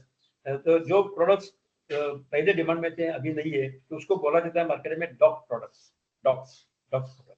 तो डीमैट सर्विसेज अभी डीमैट है। देन कंसल्टेंसी सर्विसेज है, ये फी बेस होता है, कभी कभी फ्री भी दिया जाता है कोई खास कस्टमर्स के लिए जिनका कारोबार अपने पास लिमिट के ऊपर है, उनके लिए हम फ्री बेस भी दे सकते हैं। इनकम टैक्स रिटर्न फाइल करना, जीएसटी रिटर्न फाइल करना। देन मर्चेंट बैंकिंग, जो नया कोई शेयर्स कैपिटल मार्केट में लाना चाहते हैं तो उनके लिए मर्चेंट बैंकिंग का काम कर सकते हैं। Then tax portfolio management, custodial services. अभी कस्टोडियल सर्विसेज भी कम हो गया क्योंकि बहुत सा सिक्योरिटी जो है वो डीमैट में हो गया है, डीमैट में गया। पहला वो फिजिकल फॉर्म में आता था, इसीलिए अभी कस्टमर सर्विसेज में भी कोई ज़्यादा सर्विसेज बाकी नहीं हुई है। Then tele banking, home banking, internet banking, SMS banking, securitisation, ये सब टेक्नोलॉजी बेस्ड प्रोडक्ट्स है। उसके बारे में मैंने डिटेल आपको है किया, ये आपको शेयर भी करेंगे कंपनी, तो आपके पास ये सब चीज़ें अप टू डेट जो है वो रहेगी, तो थोड़ा सा हम फंस जाएंगे। देन नेक्स्ट पी जो है मार्केटिंग में प्रोडक्ट के बाद वो है pricing of product. This is also very crucial. इसके साथ हमारा प्रॉफिट उत्पन्न जो है, अर्न प्रॉफिट कितना है, क्या है, उसके बेसिस पे एक प्राइसिंग इज वेरी क्रूशियल, और वो भी कॉम्पिटिटिव प्राइसिंग रखना चाहिए। देन लोग हमारा लोन्स एंड एडवांसेस ले लेंगे, ये तो नहीं देंगे ना।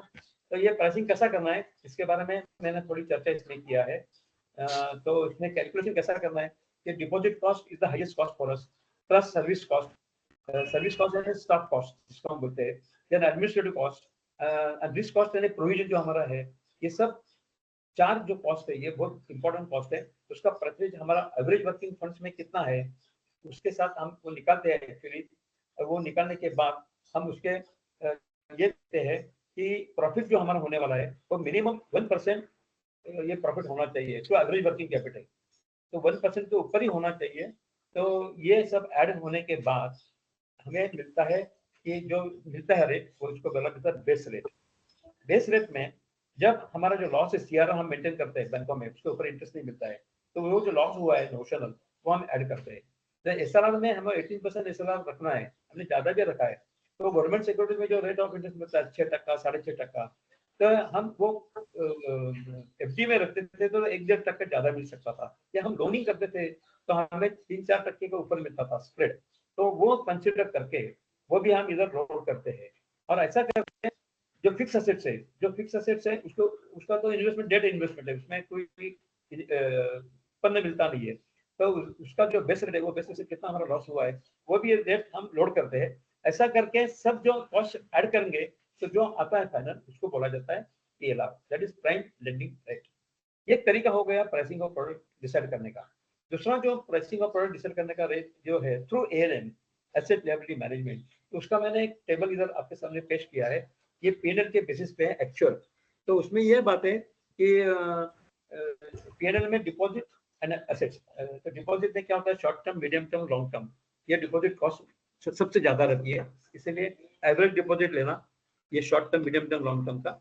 एक्चुअल जो इंटरेस्ट हमने पेमेंट किया है वो कितना, वो एक्चुअल है, तो वो समझो 12 महीने का होगा, या 1 महीने का, 1 क्वार्टर का होगा, 3 महीने का। तो उसका कंपैरिजन में हमारा इफेक्टिव रेट कितना आता है वो हमने निकाला है। Similarly on the income side of the profit and loss account also, हमारा short term investment and loans कितना है, हमारा medium term loans and investment कितना है, और उसके ऊपर मुझे एक्चुअल कितना मिला उत्पन्न इंटरेस्ट के रूप में, वो हम कैलकुलेट करते हैं। और उसका ये जो एवरेज लिया है इन्वेस्टमेंट तो ऑन एडवांसेस, तो उसके ऊपर मुझे इफेक्टिव रेट कितना मिला है, तो 10%, 12%, 11%। और interest cost and interest income, उसमें से शॉर्ट टर्म में मुझे कितना स्प्रेड मिला, 4%, मीडियम में 3%, लॉन्ग टर्म में 1%। तो ये मुझे डिसाइड करता है कि मुझे जिधर इंटरेस्ट रेट कम मिला है 3% से नीचे, तो उसमें मैं क्या एक्शन कर सकता हूँ। तो मुझे देखना पड़ेगा कि मेरा इन्वेस्टमेंट का, अभी देखो इसमें लास्ट में लॉन्ग टर्म में मुझे 1% ही स्प्रेड मिल रहा है, तो मुझे क्या करना पड़ेगा कि लॉन्ग टर्म जो डिपॉजिट है उसका रेट कम करना पड़ेगा, ये इंटरेस्ट रेट बढ़ेगा। और जो अल्टरनेटिवली मुझे जो लॉन्ग टर्म लोन्स है उसका मुझे रेट ऑफ इंटरेस्ट बढ़ाना पड़ेगा, तो वो भी मेरा इंटरेस्ट बढ़ेगा। लेकिन ये सब करते टाइम मुझे ये भी देखना है कि मार्केट में क्या डिमांड है, मार्केट में क्या कंडीशंस है, सप्लाई डिमांड, सप्लाई क्या रेट चल रहा है, ये सब दूसरा बैंकों में क्या रेट चल रहा है, ये सब ध्यान में रखते हुए through ALM I can decide my loan pricing. अभी कई बैंकों का फिक्स रेट होता है, कई बैंकों का फ्लोटिंग रेट होता है। अभी फिक्स रेट का मतलब ये है कि समझो मैंने लोन दिया आज 10 साल के लिए, तो उसके ऊपर आज मैंने 9% रेट लगाया है, तो 9% विल नॉट अंडरगो चेंज, वो कायम रहेगा, वैसे ही रहेगा। मार्केट में भले इंटरेस्ट रेट बढ़ गया होगा या इंटरेस्ट रेट कम हो गया होगा, फिर भी मेरा 9% जो है आज का रेट वो फिक्स रहेगा। ये दिस इज वन थिंग। और फ्लोटिंग में क्या रहता है कि आज वो फ्लोटिंग रेट समझो मेरा 10% है, तो मैंने 10% चार्ज किया है, कल समझो 9% हो जाएगा तो 9% चार्ज करूंगा, जो 11% हो गया समझो तो 11% मैं रिवाइज करूंगा। तो ये सब उसको बोला जाता है फ्लोटिंग रेट। तो फ्लोटिंग रेट में कैसा होता है कि हाउसिंग लोन जो है, जो हाउसिंग लोन का हमारे कोऑपरेटिव बैंकों में मैक्सिमम रीपेमेंट 20 ईयर्स है, और उसके ऊपर हमने EMI बेस किया है, तो ये रेट ऑफ इंटरेस्ट समझो बढ़ेगा तो EMI भी बढ़ेगा, और EMI बढ़ेगा तो फिर वो, क्योंकि 20 ईयर्स तो फिक्स है रीपेमेंट पीरियड, तो ईएमआई बढ़ेगा तो फिर मुझे पार्टी को बोलना पड़ेगा, अरे तुम्हारा ईएमआई बढ़ता है, अभी उसका इनकम बढ़ता है नहीं बढ़ता है, तो whether will be able to pay, वो भरेगा नहीं भरेगा, ये तो अपने इन पे हो गया। Most hello, in most of the cases ये जो इंटरेस्ट है फ्लोटिंग रेट का, इसके लिए अभी एचडीएफसी बैंक, जो आईसीआईसीआई बैंक है, जो बड़े बड़े प्राइवेट सेक्टर बैंक है, वो क्या करते हैं कि वो ईएमआई कायम रखने के लिए वो क्या करते हैं कि रिपेमेंट पीरियड बढ़ाते हैं।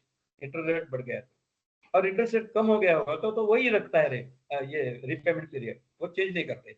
लेकिन बढ़ जाएगा तो वो उनको बेनिफिट देने के लिए रिपेमेंट का वो क्या करते हैं कि 20 साल है अपने पास, उनके पास 25 रहता है, तो 25 का वो 30 करेगा या 20 में, क्योंकि उनके ऊपर इतना रिस्ट्रिक्शन है जितना अपने ऊपर रिस्ट्रिक्शन है। तो ये भी floating rate and fixed rate हमको डिसाइड करना है। then customer tenure, of course short term का 3 years to 12 3 days to 12 months, 3 months to 12 months, long term का 15 to 20 years वगैरह, ये वो repayment पीरियड का है।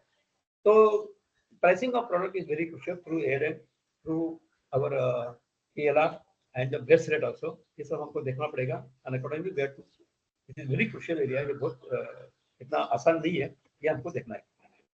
नेक्स्ट जो P है प्लेस इन मार्केटिंग, यानी हमारे branches, branch premises. Branch premises कैसी होनी चाहिए?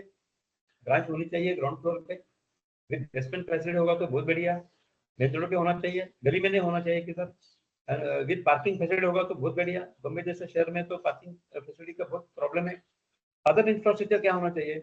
गुड लेआउट होना चाहिए, interiors well lighted, ventilated, water coolers, washing facilities, then comfortable sitting arrangement होना चाहिए, देन स्टेशनरी सफिशिएंट होनी चाहिए।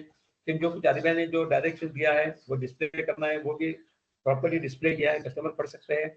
हमारे रेट ऑफ इंटरेस्ट के बारे में जानकारी दी है, क्लीन नोट पॉलिसी जो हमारा धोरण है कि इसमें जो पटेल हुआ नोट होगा, जीर्ण हुआ गया नोटा होगा, नॉन इश्यूएबल होगा, तो वो एक दिन हमारे पास देखे आएंगे तो हमको एक्सेप्ट करना जरूरी है, वी कैन नॉट से नो।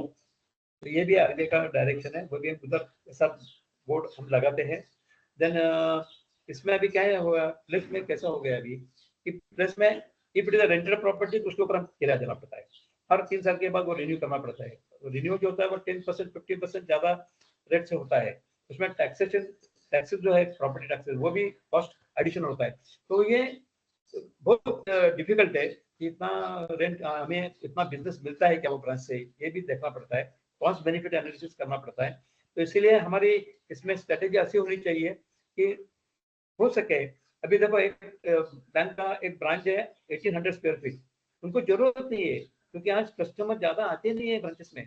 पहले उधर क्यों लगते थे, अभी नहीं आते, because of ATMs, because of internet banking, because of UPI, इसी वजह से लोग बैंक में आते नहीं है। तो बहुत सारे ट्रांसफर्स के व्यवहार होते हैं, आपने देखा होगा यूपीआई में अब्जाधीश करोड़ ऑफ रुपीज, बिलियंस, इतने ट्रांजेक्शन हो रहे हैं अमाउंट में और नंबर्स में।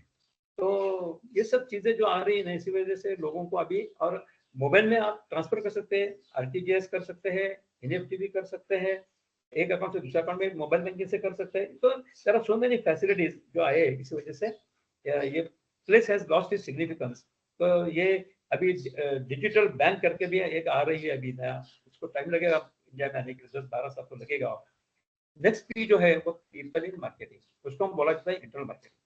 इसका पीपल इन मार्केटिंग का मतलब ये है कि हमारा स्टाफ मेंबर्स, हमारे एम्प्लॉइज, हमारे एम्प्लॉइज क्वालिफाइड है, हमारे एम्प्लॉइज अनुभवी है क्या, वो भी देखना चाहिए। क्योंकि ये ह्यूमन एसेट ऐसा है, it is not like industrial asset कि वो जितना हम इस्तेमाल करेंगे इंडस्ट्री में वो डिटेड हो जाता है। लेकिन ह्यूमन एसेट है, उनको हम ज्यादा एक्सपोर्ट दे देंगे, उनको हम ज्यादा अनुभव दे देंगे, उनको हम प्रशिक्षण दे देंगे, तो ये एसेट बढ़ती जाती है, उसकी वैल्यू जो है वो बढ़ती जाए, ये ऑलवेज गेट अप्रिशिएटेड। तो ये भी चीज है, ये बैलेंस शीट में दिखाई नहीं देती है। तो इसीलिए ये जो स्टाफ है उनको मोटिवेट करना चाहिए। उधर का जो लीडर है वो लीडरशिप के पास डेमोक्रेटिक लीडरशिप होना चाहिए, सबको साथ में लेके मोटिवेट करके ये काम करना चाहिए, एज ए टीम काम करना चाहिए, टीम वर्क करना चाहिए। देन ये जो लोग हैं इन लोगों को उनके पर्सनल प्रॉब्लम्स क्या है, उनके जो ऑफिस में काम करते हैं तो उनका उधर का एनवायरमेंट भी अच्छा है, सबका एयर कंडीशन है, ये बच्चे के लिए बहुत अच्छा फर्नीचर वगैरह है, लेकिन उनको प्रमोशन मिलता है क्या, उनका करियर पाथ क्या है, कितने सालों के बाद उनको प्रमोशन मिलता है, ये भी देखना मैनेजमेंट का काम है, तो वो भी देखना चाहिए। और ये asset they are nothing but they are partners in our business. People जो है, जो कर्मचारी है, हमारे पार्टनर्स है, इसलिए उनको मोटिवेट करना चाहिए। उनको ट्रांसफर क्यों करते हैं हम? क्योंकि अगर आपको मालूम है कि आरबीआई ने डायरेक्शन दिया है कि कैशियर को हर साल 10 दिन लीव कंपल्सरी देना चाहिए, क्योंकि ऐसा कोई वेस्टेड इंटरेस्ट किसी का हो जाता है तो वो न हो, इसीलिए ये रोटेशन ट्रांसफर पीरियडिकली करना चाहिए। देन उनका वो psychological needs, self actualisation disorder, जो हायरार्की ऑफ नीड्स है, मास्लो का जो थ्योरी है, उसके मुताबिक ये ह्यूमन असेट है, तो उनका ये सब चीजें उसमें आती है। देन जो कोच अच्छा काम करता है उसको एप्रिशिएट भी करना चाहिए, उसको प्राइज देना चाहिए, उसका नाम भी अपना जो एनुअल रिपोर्ट है उसमें पब्लिश करना चाहिए। कोई सीआईबी पास करेगा तो उसको भी एप्रिशिएट करना चाहिए। तो ये सब चीजें जो है ना, ये लोगों का मनोबल बढ़ाने के लिए, उनका एफिशिएंसी बढ़ाने के लिए, उनका कंट्रीब्यूशन बढ़ाने के लिए, उनका जो अपना जो कॉर्पोरेट ऑब्जेक्टिव है वो अचीव करने के लिए ये काम में आएगा। देन ये करियर ऑब्जेक्टिव्स, तो अभी हमारे पास अलग अलग लोगों का ये डेसिग्नेशन जो अभी बने हुए, लाइक मार्केटिंग, खाली मार्केटिंग में कई लोग अभी हमने अपॉइंट किए कि वो मार्केटिंग के काम करेंगे। दूसरा जो है वो कंप्लायंस का काम करेंगे।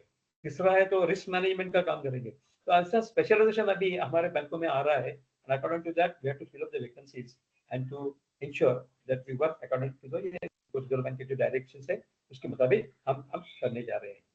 देन नेक्स्ट जो है, ये सब मैंने ज्यादा डाला है क्योंकि अपने को इतना टाइम नहीं, इसीलिए नेक्स्ट जो है वो प्रमोशन ऑफ नेक्स्ट पी। ये जो प्रमोशन ऑफ प्रोडक्ट में 3 चीजें आती है। एक तो आता है कि वी एडवर्टाइज, हमारा जो प्रोडक्ट्स है हम एडवर्टाइज करते हैं। दूसरा जो है वो पब्लिसिटी करते हैं। और तीसरा जो है वो हमारा जो हम बोलते हैं पब्लिक रिलेशंस करके हम बोलते हैं। तो ये सब उसमें अभी हमने बहुत कुछ डाला। ईमेल मार्केटिंग है, एफिलिएट मार्केटिंग है, वीडियो मार्केटिंग है, बहुत कुछ ये है, ये आप देख सकते हैं। क्योंकि ये मैं डिस्कस करूंगा तो फिर it will take another 1 hour. तो ये प्रमोशन में एक मुझे बोलना है, एडवर्टाइजमेंट हम कितने लोग करते हैं, कितने बैंक करती है एडवर्टाइजमेंट? क्योंकि एडवर्टाइजमेंट इंटरेस्ट कॉस्ट, उसमें कॉस्ट होता है, तो इसीलिए बहुत सारे बैंक अभी एडवर्टाइजमेंट नहीं करती है। तो हमारा जो एसोसिएशन है, जो फेडरेशन है, उसमें हम हमारा एडवर्टाइजमेंट देते हैं, वो ठीक है। लेकिन न्यूज़पेपर में हम एडवर्टाइजमेंट ज्यादा करके नहीं करते क्योंकि उसका इट एंटर्स द कॉस्ट। ये पहली बात है। मैगजीन में भी नहीं करते ज्यादा। दिवाली मैगजीन में करते होंगे एक साल में। देन टीवी रेडियो पे कोई थोड़ी बैंक्स करती है, जो मेट्रो ये अपना शेड्यूल बैंक है वो करती है। और आपने देखा भी होगा, एक क्रेडिट कोऑपरेटिव सोसाइटी है, मल्टीपर्पज क्रेडिट कोऑपरेटिव सोसाइटी, वो उनका प्रोडक्ट मल्टी स्टेट है वो, तो वो टीवी पे हम दिखाते हैं उनका कारोबार 2-3 हजार करोड़ के ऊपर है। देन फिल्म में भी अभी हम वैसा एक स्लाइड्स वगैरह अभी जो पहले होते थे वैसा अभी नहीं है। बट सोशल मीडिया, यस, ये जो सोशल मीडिया है उसमें तुम्हारा बहुत कुछ प्लेटफॉर्म्स है अवेलेबल। तो इंस्टाग्राम है, देन तुम्हारा अलग अलग जो प्लेटफॉर्म्स है वो सब मैंने आगे डिटेल लिस्ट दिया है उसका, तो वो भी आप देख सकते हैं। ब्रांडिंग ऑफ, ये देखो ये है ना पब्लिक रिलेशन, मैंने बोला है। तब पब्लिक रिलेशन का मतलब क्या होता है? तब ये प्रमोशन का ये है पब्लिसिटी। पब्लिसिटी में कैसा होता है कि मुझे खर्चा कुछ नहीं है, मुझे कोई प्रोडक्ट प्रमोट करना है तो उसके लिए खर्चा नहीं आता है। कब नहीं आएगा? जब मैं पब्लिसिटी करूंगा। पब्लिसिटी का मतलब क्या है कि समझा एक नया प्रोडक्ट मैं लॉन्च करने जा रहा हूँ, may be technology based product होगा या मेरा दूसरा प्रोडक्ट हो सकता है, तो उसके बारे में मैं क्या करूंगा, मीडिया पीपल जो है उनको बुलाऊंगा over a cup of snacks, I will arrange a meeting. उसमें मैं प्रेजेंटेशन दे दूंगा कि मेरा ये प्रोडक्ट क्या है, ये कस्टमर के लिए कैसा उपयोगी है, और why should customer go for this product. मेरे जो मार्केट में दूसरे कॉम्पिटिटर है उसके बेहतर ये प्रोडक्ट कैसा है, इसके बारे में जब मैं जानकारी देना चाहता हूँ, तो वो जो मीडिया पीपल है ना, they publish this information in the newspapers free of charge. तो दिस इज कॉल्ड पब्लिसिटी। और जो मौत पब्लिसिटी होता है ना, वो तो और अलग होता है। मेरा सेटिस्फाइड कस्टमर होगा ना, तो वो और बाहर लोगों को बोल देता है, अरे इनका सर्विस अच्छा है, इनके प्रोडक्ट्स अच्छे हैं, इनका सब कारोबार अच्छा है, उनका बर्तन जो लोग काम करते हैं उधर उनका बिहेवियर जो है वो भी सही है। तो ये सब चीजें उधर रहते हैं। तो ये पब्लिसिटी मौत पब्लिसिटी के होता है। तो ये भी अब जो ये जो फेयर्स होते हैं, जो सोशल इवेंट्स होते हैं, तो उसमें हम हमारे बैनर्स लगाते हैं, हमारा प्रेजेंटेशन देते हैं। तो ये सब चीजें पब्लिसिटी के इसमें आते हैं और ये हमें करना जरूरी है। अभी देखो नया साल अभी शुरू हुआ है 2025, इसमें बहुत बैंकों ने अपना कैलेंडर छपाया है। अपने जो कैलेंडर लोगों को देना है वो in the middle of December देना चाहिए। आप धीरे धीरे करते हैं, अभी तक गए नहीं होंगे, तो अभी 1 महीना जा रहा है, अभी खत्म हो रहा है। तो इसका सही यूज होना चाहिए। और ये जो कैलेंडर है वो कौन सा साइज का बनाना, उसका कॉस्ट कितना होगा, उसका जो बड़ा फिगर वाला होगा तो लोगों को अच्छा लगता है। तो ऐसे जो हम जिधर काम करते हैं, जो एरिया में हम काम करते हैं बैंकिंग का, वो एरिया में समझो कोई कोर्ट्स होंगे, डिस्ट्रिक्ट कोर्ट होगा या कंज्यूमर कोर्ट होगा, तो ये कोर्ट में जाके हमारा पहले कैलेंडर को जज को बोलना हमारा कैलेंडर लगा, क्योंकि उनको कैलेंडर इज वेरी इंपॉर्टेंट, वो डेट्स देने के लिए पार्टी को काम में आता है। तो ऐसा हमारा एक कल्चर होना चाहिए, हमारा स्ट्रेटेजी होना चाहिए कि 1 जनवरी से पहले ही ये सब कैलेंडर डिलीवरी होना चाहिए। तो ये अपना पब्लिसिटी। दूसरी बात, जब हम रिलेशन अच्छे रखते हैं, ये मैजिस्ट्रेट होंगे या लोकल कोई इंपॉर्टेंट वीआईपीज होंगे, जैसे अभी कारपोरेटर्स होंगे, म्यूनिसिपल कारपोरेटर्स या एमएलए होंगे या कोई बड़ी हस्तियां होंगी, लीडर होंगे, इंडस्ट्रियलिस्ट होंगे, तो उनके साथ हमेशा अच्छा रिलेशन रखना और उनको हमें याद दिलाना, साहब थोड़ा कुछ हमें मदद कीजिएगा डिपॉजिट के रूप में, आपको लोन चाहिए तो हम लोन भी दे सकते हैं। तो ये सब जो चीजें होती है उसको पब्लिक रिलेशन के में बोला जाता है। कोई इवेंट्स होंगे तो इवेंट्स में भी हम इवेंट्स भी कर सकते हैं और उनको भी बुला सकते हैं एज ए गेस्ट करके, वो भी कोई लेक्चर वगैरह अरेंज करेंगे। हमारे बैंक का जो इतिहास है, जो परफॉर्मेंस है, वैसा हम परफॉर्मेंस बता सकेंगे कि लोगों को मालूम करके होना चाहिए, जाना चाहिए कि हमारी बैंक क्या है, हम क्या करना चाह रहे हैं। तो ये सब हमारे पब्लिसिटी में आता है, पब्लिक रिलेशन में आता है। देन अभी फाइनेंशियल लिटरेसी कैम्प मैंने डाला है, इसमें प्रमोशनल बहुत कुछ है। आप कॉन्फ्रेंस अरेंज कर सकते हैं, कोई सेमिनार अरेंज कर सकते हैं, कोई वर्ग आप ले सकते हैं। जैसा अभी इंट्रोडक्शन में बताया कि 25 जो अडल्ट वुमेन थे between the age group of 18 and 35, उनके लिए हमने रात में 9:30 से 10:30 तक हमने अलीबाग में शिक्षा वर्ग लिया था। 8 महीना तक चला। बाद में उनके एग्जाम दिया सरकार ने, स्टेट गवर्नमेंट ने, और वो all of them 100% that and literacy. वो बोलना, उनको बोलते तो ही मराठी, लेकिन शुद्ध बोलना शुरू हो गया। दूसरी बात, लिखने को नहीं आता था, वो लिखना शुरू कर दिया। खुद का पैसा अकाउंट में जमा करने के लिए पेन स्लिप जो होता है वो खुद लिख के उधर आके डिपॉजिट करते थे। तो ये जो उनका मान सम्मान मिलने जा रहा था कि हमें कुछ हम कर सकते हैं, तो ये जो विश्वास, जो कॉन्फिडेंस उनमें जो पैदा हुआ ना, दैट इज मार्वेलस। तो ये हमारा सोशल एक्टिविटी है, लेकिन फिर भी हमारा इकोनॉमिक डेवलपमेंट करना हमारा फर्ज है, लेकिन उसके साथ साथ सोशल डेवलपमेंट में हम जाएंगे, काम करेंगे तो ज्यादा बढ़िया रहता है।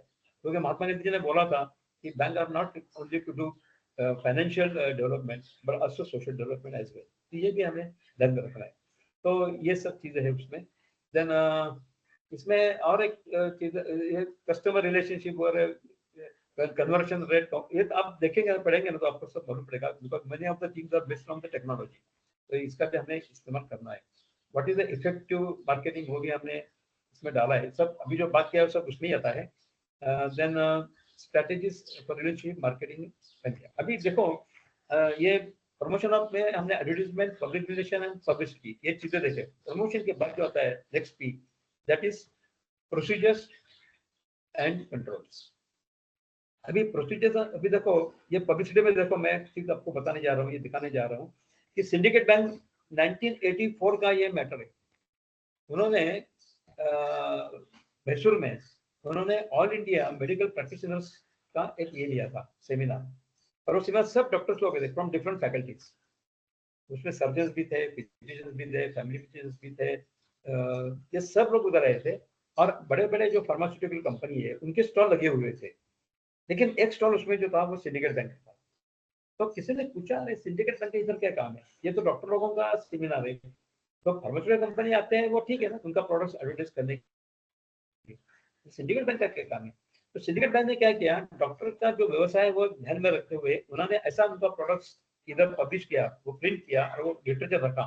तो डॉक्टर बोलेगा तो स्टेथोस्कोप होता है, तो स्टेथोस्कोप दिखा के उन्होंने लिखा है we diagnose your monetary health, ये पहला उन्होंने लिटरेचर उधर रखा। दूसरी बात, फॉर इंस्टेंट मॉनिटरी रिलीफ उन्होंने टैबलेट्स वो प्रिस्क्राइब करते हैं, तो term loan, cash credit and car loan, ये 3 जो प्रोडक्ट्स है उनके डॉक्टर के लिए, वो उन्होंने वो टैबलेट के रूप में ऐसे दिखाई दिए थे। द नेक्स्ट इज, अभी डॉक्टर बोलेगा तो सिरिंज आता है, इंजेक्शन देना पड़ता है ना, तो सिरिंज के लिए उन्होंने लिखा था क्या, अंदर लिखा था फाइनेंस, जो लिक्विड आता है वो, और उसके ऊपर क्या दिया, inject vitamin F, that is finance, into productive purposes. It is very much relevant. उनका जो बिजनेस है, ऑक्यूपेशन है, प्रोफेशन है, उसके लिए हमारा बैंक का प्रोडक्ट कैसा एडवर्टाइज किया, it is a fine example. Then देखो ऑपरेशन लेटर दिखाया है, ऑपरेशन चालू है। रोजा क्या दिखा दिया था कि ये जरा थोड़ा सा टाइपोग्राफिकल एरर है। Operation of bank account is very easy at so bank. ये देखो अरे इसमें और एक चीज है कि operation of bank account is very easy. तो तुम्हारे हमारे बैंक में आने के लिए कोई दिक्कत नहीं है। हमारा एकदम सिस्टम प्रोसेस इतना परफेक्ट है कि आपको कम से कम टाइम में आप निकल जाएंगे ब्रांच से। इसमें एक नर्स भी दिखाया है। नर्स का उन्होंने क्या किया, अभी nurse your savings while you are busy healing, ऐसा उन्होंने बताया। आप चिंता मत करो, हमारे पे छोड़ दो, तो we take care of your all financial matters. अभी पब्लिकेशन के बारे में मैंने ये सब बोला, media developing goodwill, image building. अभी इमेज बिल्डिंग लोग पूछते हैं तुम्हारी बैंक क्या है, तो बैंक क्या है, तो हमारा जो इंडिकेटर्स है वो एकदम स्ट्रॉन्ग होना चाहिए। अभी what are the today's for developing image, my CRR is more than 12%. My profitability loss, continuous profitability, continuous A rating, audit rating, no default of CRR SLR। और मेरा जो प्रॉफिटेबिलिटी है वो प्रॉफिटेबिलिटी मैंने जो डिविडेंड दिया है वो मैंने 15% दिया है, 10% दिया है, 12%, which is higher than the interest rate prevailing the market. ये भी हमको ये करना है। और हमारा इधर जो कारोबार है वो उसमें बढ़ोतरी है, हम स्टैग्नेंट नहीं है। तो इंटरेस्ट रेट भी कॉम्पिटिटिव हो सकते हैं, लेकिन हमारे पास जो लोग आने वाले हैं वो ऐसे ये विश्वास करते हैं हमारी सर्विस ऐसी अच्छी है कि people will not go anywhere else. ये भी है। देन ये प्रोसीजर सिस्टम्स एंड पॉलिसीज के बारे में मैं बोलने जा रहा हूँ कि ये हमारा जो सिस्टम्स है वो ऐसा होना चाहिए कि कस्टमर को कम से कम दिक्कत हो, उसका ज्यादा टाइम उसमें नहीं जाना चाहिए। अपन खोलते टाइम, ऑपरेशन के टाइम कम से कम। तो हमको अभी ये देखना है कि when they are shunted out of the premises as early as possible, कि तुम्हारा काम है ना फटाफट करो जाओ, क्योंकि उनको दूसरा भी जगह जाके काम करना है। Then redesigning vouchers, application forms, easier use of staff, customers, इसमें बहुत कुछ चीजें हैं। देन फ्लेक्सिबल प्रोसेस, देन ये डिटेल में मैंने डाला है। ऑनलाइन होगा तो क्या करना है, कस्टमाइज रीपेमेंट प्लान कैसा होना चाहिए, बहुत कुछ डिटेल में है। ये भी आप उनको समझा सकते हैं। देन की इंग्रेडिएंट्स, ये जरा मैंने अभी अपडेट किया है, वो जरा थोड़ा सा इसमें रिपीटिशन है। डिजिटल मार्केटिंग का मतलब क्या होता है, कस्टमर एक्सपीरियंस कैसा होता है, देन ब्रांड बिल्डिंग क्या होता है, ट्रस्ट रिलेशनशिप मैनेजमेंट कैसे होती है, वगैरह बहुत कुछ इसमें। How effective the bank marketing is done, personalisation होता है। अभी देखो प्रेफरेंशियल जो कस्टमर होते हैं उनके लिए हम स्पेशल ट्रीटमेंट देते हैं। जैसा हम बल्क डिपॉजिट 15 लाख या ऊपर होगा 1 करोड़ तक, तो बल्क डिपॉजिट पे हम एडिशनल रेट ऑफ इंटरेस्ट देते हैं।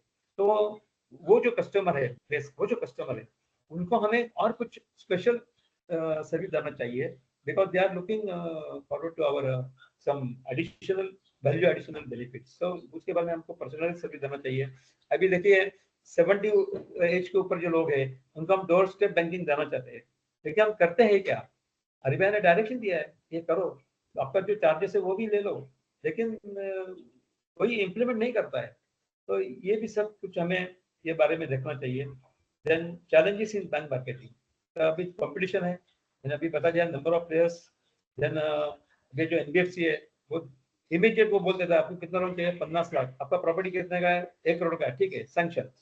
वैसा हमारा नहीं होता है। हम एक एक प्रपोजल आने के बाद एक महीना लेते हैं हम, तो कितना क्विकली वो डिस्पोज ऑफ करते हैं, अप्रेजल करते हैं, उसका सब कंप्लाइंस करते हैं, उसके ऊपर तुम्हारा जो प्रोसीजर जो है सिस्टम से वो रोबस्ट होना चाहिए। हो सके तो सिस्टम का ये जो टेक्नोलॉजी का जो इसमें अपने को इस्तेमाल करना है वो भी करके देना चाहिए। तो everything will be done very fast, और वही कस्टमर का अपेक्षा होती है। तो ये सब चीजें देखने के बाद मैं एक आपको अभी शेयर करना चाहता हूँ, वो है एक केस स्टडी है कि मार्केटिंग यानी सेलिंग रेफ्रिजरेटर्स टू एस्किमोस, एरे मार्केटिंग। इसके बारे में बैंक का मैं मेरा खुद का करियर में जो मैंने किया मार्केटिंग, उसका एक उदाहरण देना चाहता हूँ, that will conclude my marketing session. When I was working, मैं अलीबाग में जब काम करता था 1992-93, तो हमारा सेंट्रल बैंक ऑफ इंडिया ने एक इंसेंटिव स्कीम डिक्लेयर किया था कि 1 जुलाई टू 31 जुलाई, या 1 महीने में आप कस्टमर को जो कार्ड इशू करेंगे, क्रेडिट कार्ड जो इशू करेंगे, तो हर क्रेडिट कार्ड के पीछे आपको मिलेगा 50 रुपया गिफ्ट, कैश मिलेगा, कैश इंसेंटिव। तो अभी मैं तो अलीबाग में था, Alibag is semi urban place, उधर कोई संस्कृति नहीं थी, मॉल्स वगैरह कुछ नहीं थे, मल्टीप्लेक्स नहीं थे, तो उधर ज्यादा बड़े बड़े दुकान वगैरह कुछ नहीं थे, इंडस्ट्रीज वगैरह कुछ नहीं थी। तो उधर मार्केटिंग सब जो लोग थे, अभी आपने सर्च किया तो मालूम पड़ा कि सब विलेजर्स है, सब फार्मर्स है। तो इसमें क्रेडिट कार्ड कौन देगा? इट वॉज नॉट ए किसान क्रेडिट कार्ड नहीं था ना वो। तो अभी इसमें मार्केटिंग कैसा करेंगे? तो हमने started searching the areas, doing surveys and all that. तो उसमें हमको एक थर्ड वाइशेस करके विलेज है, तो वो विलेज में हमको एक बहुत बड़ा कारखाना दिखाई दिया। हम कारखाने में एंटर किया, ये कारखाना क्या है? तो बोला अरसेफ का कारखाना है, राष्ट्रीय केमिकल एंड फर्टिलाइजर्स कंपनी का। तो उसका हमने सेगमेंटेशन किया, कितने लोग काम करते हैं? 1800। तो 1800 में इनकम बाय सेगमेंटेशन किया कि कितने लोगों को 4000 रुपये पगार है, कितने लोगों को 5000 है, कितने लोगों को 6000 है, कितने लोगों का 8000 है, 10,000। ऐसा हमने वो टाइम का जो ये था उनका पे स्केल्स, उसके मुताबिक हमने वो ऐसा वर्गीकरण किया, सेगमेंटेशन किया। उसके बाद हमको मालूम पड़ा कि 18 में से 500 लोग ऐसे थे कि जो क्रेडिट कार्ड लेने में उत्सुक थे, इंटरेस्टेड थे। तो ऐसे 500 लोगों को हमने टारगेट किया। पहला हमने प्लांट वाइज, डिपार्टमेंट वाइज हमने मीटिंग ली कि ये प्रोडक्ट क्या है, क्रेडिट कार्ड का क्या है क्रेडिट कार्ड। तो संकल्पना ये है कि आपकी जेब में पैसा नहीं है, डोंट वरी, पहला माल खरीदी करो, बाद में पैसा दे दो। बाद में जब तुमको बिल आएगा बैंक से 1 महीना 2 महीने के बाद, तो वो टाइम में आपको बिल देना। तो आपके पास लिक्विडिटी क्रिएट हो गया और तुम्हारे पास पैसा नहीं है। अभी ये सब सैलरी पर्सन है, उनके महीने में एक बार ही पैसा हाथ में आता है। तो जब मंथ एंड आता है तो उनके पास पैसा बिल्कुल नहीं रहता है। तो वो जमाने में ऐसा था कि ये सब लोग उनको परचेसेस करने के लिए बम्बई आते थे सैटरडे संडे। तो उनके लिए प्रोजेक्ट अथॉरिटी स्पेशल बसेस उधर से छोड़ती थी। तो ये सब लोग वडाला में आके बस उधर रुकती थी दिन भर। ये सब लोग मार्केट में जाते थे, 4-4, 5-5 बसेस आती थी, तो 200-300 लोग आते थे साथ में। और ये अलग अलग दुकान में जाएंगे, परचेसेस करेंगे, लेकिन पैसा होगा तो खरीदी करेंगे, पैसा नहीं होगा तो क्या करेंगे। तो ये उनका जो नीड है, liquidity need, this we identified. और हमने उनको बोला डोंट वरी, हम आपको कार्ड देते हैं। वो टाइम में कार्ड का कोई लिमिट सीमित नहीं थी, जो 50,000 तक आप खरीदी कर सकेंगे, अनलिमिटेड था वो टाइम में। ये नया था ना, ज्यादा से ज्यादा लोगों को हमको मार्केटिंग करने का था, तो कोई लिमिट नहीं थी। और वो आने के बाद लोगों को मालूम पड़ा रही है पैसा नहीं फिर हम कर सकते हैं। और वो जो सब लोग के दादर के एरिया में उनको हमने मर्चेंट एस्टेब्लिशमेंट बना के दिए थे, तो उनके बाद वो कार्ड चलता रहा। तो वो जमाने में हमने कार्ड दिया, विलेज में 1 महीने में 204 क्रेडिट कार्ड हमने इशू किया। तो वो हमारा ऑल इंडिया का रिकॉर्ड है, अलीबाग का। सब इंडिया में इतना कोई काम 1 महीने में अंदर नहीं किया। तो अलीबाग ने 204 क्रेडिट कार्ड 1 महीने में दिया। अभी इन लोगों ने क्या किया कि वो कार्ड दिखा के वो खरीदी करना शुरू कर दिया। किसी को साड़ी चाहिए, किसी को इलेक्ट्रॉनिक गुड्स लेना है, किसी को फर्नीचर लेना है, जो कुछ लेना है, आपको होटलिंग करना है, वो भी उधर आपको पैसे देने की जरूरत नहीं। ये सब चीजें वो क्रेडिट कार्ड के माध्यम से वो टाइम में ये लोगों को पॉसिबल हो गया। एक दिन ऐसा आया कि एक कपल मेरे पास है, उन्होंने वो बहुत खुश थे। मैंने बोला साहब आज इतना खुश लग रहा है, क्या बात है? बोले कोई नहीं, मेरा मिसेस का कल बर्थडे था, हमने सेलिब्रेट किया था। 12 साल में मैंने इतना सेलिब्रेट कभी किया नहीं बर्थडे। अच्छा, तो मैंने बोला क्या किया फिर? बोला वो मैडम का एक ये था डिमांड कि मुझे एक साड़ी चाहिए। अरे साड़ी का डिमांड 2000 का साड़ी लेने का था, लेकिन उन्होंने 2 साड़ी लिया 4-4 हजार का, 8,000 का। पैसा किधर है? खाली क्रेडिट कार्ड के ऊपर लिया। So she is so happy. तो she will never forget this incident in her lifetime. And उसको बोलने लगी अरे तुमने मेरे बर्थडे के लिए 2 साड़ी दिया 8,000 का वगैरह। ये सब चीजें वो क्रेडिट कार्ड ने हासिल कर ली। तो ये सब खुशी लाई उनके चेहरे पे, जो मुस्कुराहट लाई बिकॉज ऑफ दिस प्रोडक्ट। तो हमारा प्रोडक्ट ऐसे होने चाहिए कि जो कस्टमर को डिलाइट निर्माण करेगा। और ये कस्टमर जितने अच्छे है ना लोग, वैसे हम अच्छे हैं कि उनके साथ हमारा बर्ताव कैसा रहता है। तो कम्युनिकेशन में यही भी रूल होता है कि 80% you have to listen what he wants to say, और 20% जो है हमें बात करना चाहिए। लेकिन हम उल्टा करते हैं, हम उनको कभी सुनते नहीं है, उनको क्या चाहिए क्या नहीं चाहिए वगैरह कुछ हम बात नहीं करते, खाली हमारी बात हम करते रहते हैं। तो कम्युनिकेशन हम उनके साथ नहीं करते, कम्युनिकेशन सही होना चाहिए। तो हमको उनके प्रॉब्लम क्या है उनकी जानकारी हमें मिल सकती है, और वो जानकारी मिलने के बाद वो कठिनाइयाँ या डिमांड से कैसा फुलफिल करना है इसके बारे में हम हमारा कस्टमर सर्विस डिजाइन कर सकते हैं। तो ये सब हमारे बहुत कुछ एरियाज है कि जो हम ज्यादा डिटेल में डिस्कस कर सकते हैं और एग्रेसिव मार्केटिंग कर सकते हैं। तो मुझे उसमें 10,000 रुपया वो टाइम में 1992 में 10,000 मुझे इंसेंटिव मिल गया। और of course it is a team work. It's not only that I alone did it. It is a teamwork. When it comes to results, positive results like this, you have to share. You have to give credit to others. कि मेरा I just happen to be a leader. ऐसा करके हमारी सोच होनी चाहिए, हमारा होना चाहिए। लोगों को हम लोगों के दिल में रहो, दिमाग में मत रहो, ऐसा एक बोला जाता है। तो यही एक एग्जाम्पल है। तो मार्केटिंग करना है तो कर सकते हैं, उसके बारे में आपकी सोच वैसी होनी चाहिए, पॉजिटिव होना चाहिए, कम्युनिकेशन अच्छा होना चाहिए, लोगों के साथ अपना रिलेशनशिप पहले जाएंगे तो ना बोलेंगे, दूसरे बार जाएंगे तो भी थोड़ा सा उसका जो टोन है वो बदल जाएगा, तीसरे टाइम जाएंगे तो और टोन बदल जाएगा, चौथे टाइम में वो डेफिनेटली आपके पास आएगा, अपन ओपन करेंगे, आपके सर्विसेज अवेल करेंगे, he will become your customer.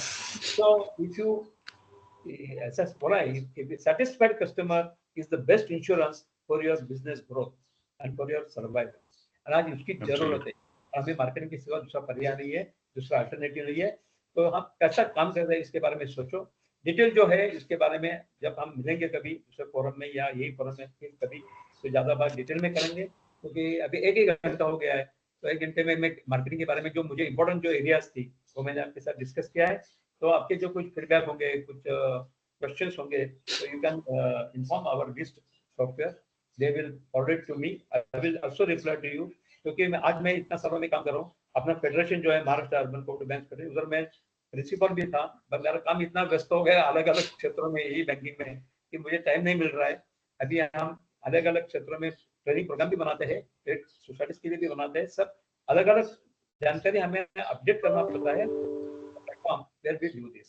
So this is a way of working like a professional, and there's a need to become a professional banker. So thank you very much for patient hearing. If you have to say anything, you please let me know. Sure. Thank you sir. ये बहुत बढ़िया था आपका session. हमें खेद है कि हम और ज़्यादा टाइम नहीं दे पाए आपको, बट आपने जितनी चीज़ों के बारे में जिक्र किया है हम सभी लोग उसको रिलेट कर सकते हैं। आपकी एक्सपीरियंस कैसी रही है ये भी हम समझ सकते हैं, और मुझे डेफिनेट ये मैं कह सकता हूँ कि आपने जितनी जल्दी में बताई है उतनी चीज़ों को हम हमारे कस्टमर्स ये अडॉप्ट करेंगे। और मुझे लगता है सर कि हमें एक सीरीज भी कर सकते हैं हम लोग। आपके बहुत सारा जो अनुभव है इसको आधा घंटे या 45 मिनट्स का 3-4 एपिसोड्स बना के हम संवाद में भी लेके आ सकते हैं। हम आपके साथ काम करेंगे सर, और मुझे लगता है हमारे बैंकों के लिए, हमारे सोसाइटीज़ के लिए सारी चीज़ों के बारे में जानकारी रखना, आपके पास कैलकुलेटर्स है, आपके पास एक्सेल शीट्स है, इन सभी चीज़ों को और थोड़ा हमें समझाइए ताकि हम चाहे वो बजटिंग हो, चाहे वो करने का तरीका हो, चाहे वो जिस तरीके से हम लोग बाहर जाके कुछ कर सकते हैं, इसके बारे में और ज़्यादा हमारे कस्टमर्स को इसका मदद मिले। तो मैं बहुत आपका धन्यवाद कहता हूं, और आपने हमारे साथ इतना टाइम बिताया, इतना प्रेजेंटेशन किया। We are really happy for the presentation. फिलहाल के लिए मैं नहीं देख पा रहा हूं कि कोई भी क्वेश्चंस आपके लिए है हमारे चैट में। हम ऐसे करते हैं कि चैट में बोलते हैं कि अगर किसी को कोई चीज़ जानना है तो अपने चैट में डाल दे। फिलहाल के लिए आपके लिए नहीं है सर, बट जैसे मैंने बताया मैं और आपसे बात करूंगा और हम लोग और थोड़ा इसके बारे में इंतजाम करेंगे sir. Thank you so much. Thank you very much. Thank you sir. Okay, तो कार्यक्रम को आगे बढ़ाते हुए मैं सभी से रिक्वेस्ट करूंगा, अगर आपको इस सेशन के बारे में, मार्केटिंग के बारे में, हमारे पिछले साल के बारे में किसी को कुछ और जानना है तो प्लीज़ आप अपने क्वेश्चंस या तो चैट में डाल सकते हैं। चैट में ऐसे क्वेश्चंस नहीं है।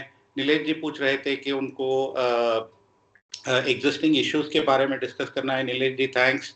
हम लोग आपके इस कॉल के बाद मुझे पता है कि दयानंद जी होंगे या परिणीता जी होंगे, आपसे बात कर रही होगी इन चीज़ों के बारे में, तो इन चीज़ों को हम लोग कॉल के बाद भी आपसे लेंगे, और उसके बाद स्पेसिफिक पॉइंट जो आपके रहेंगे उसको एड्रेस करने की पूरी कोशिश करेंगे।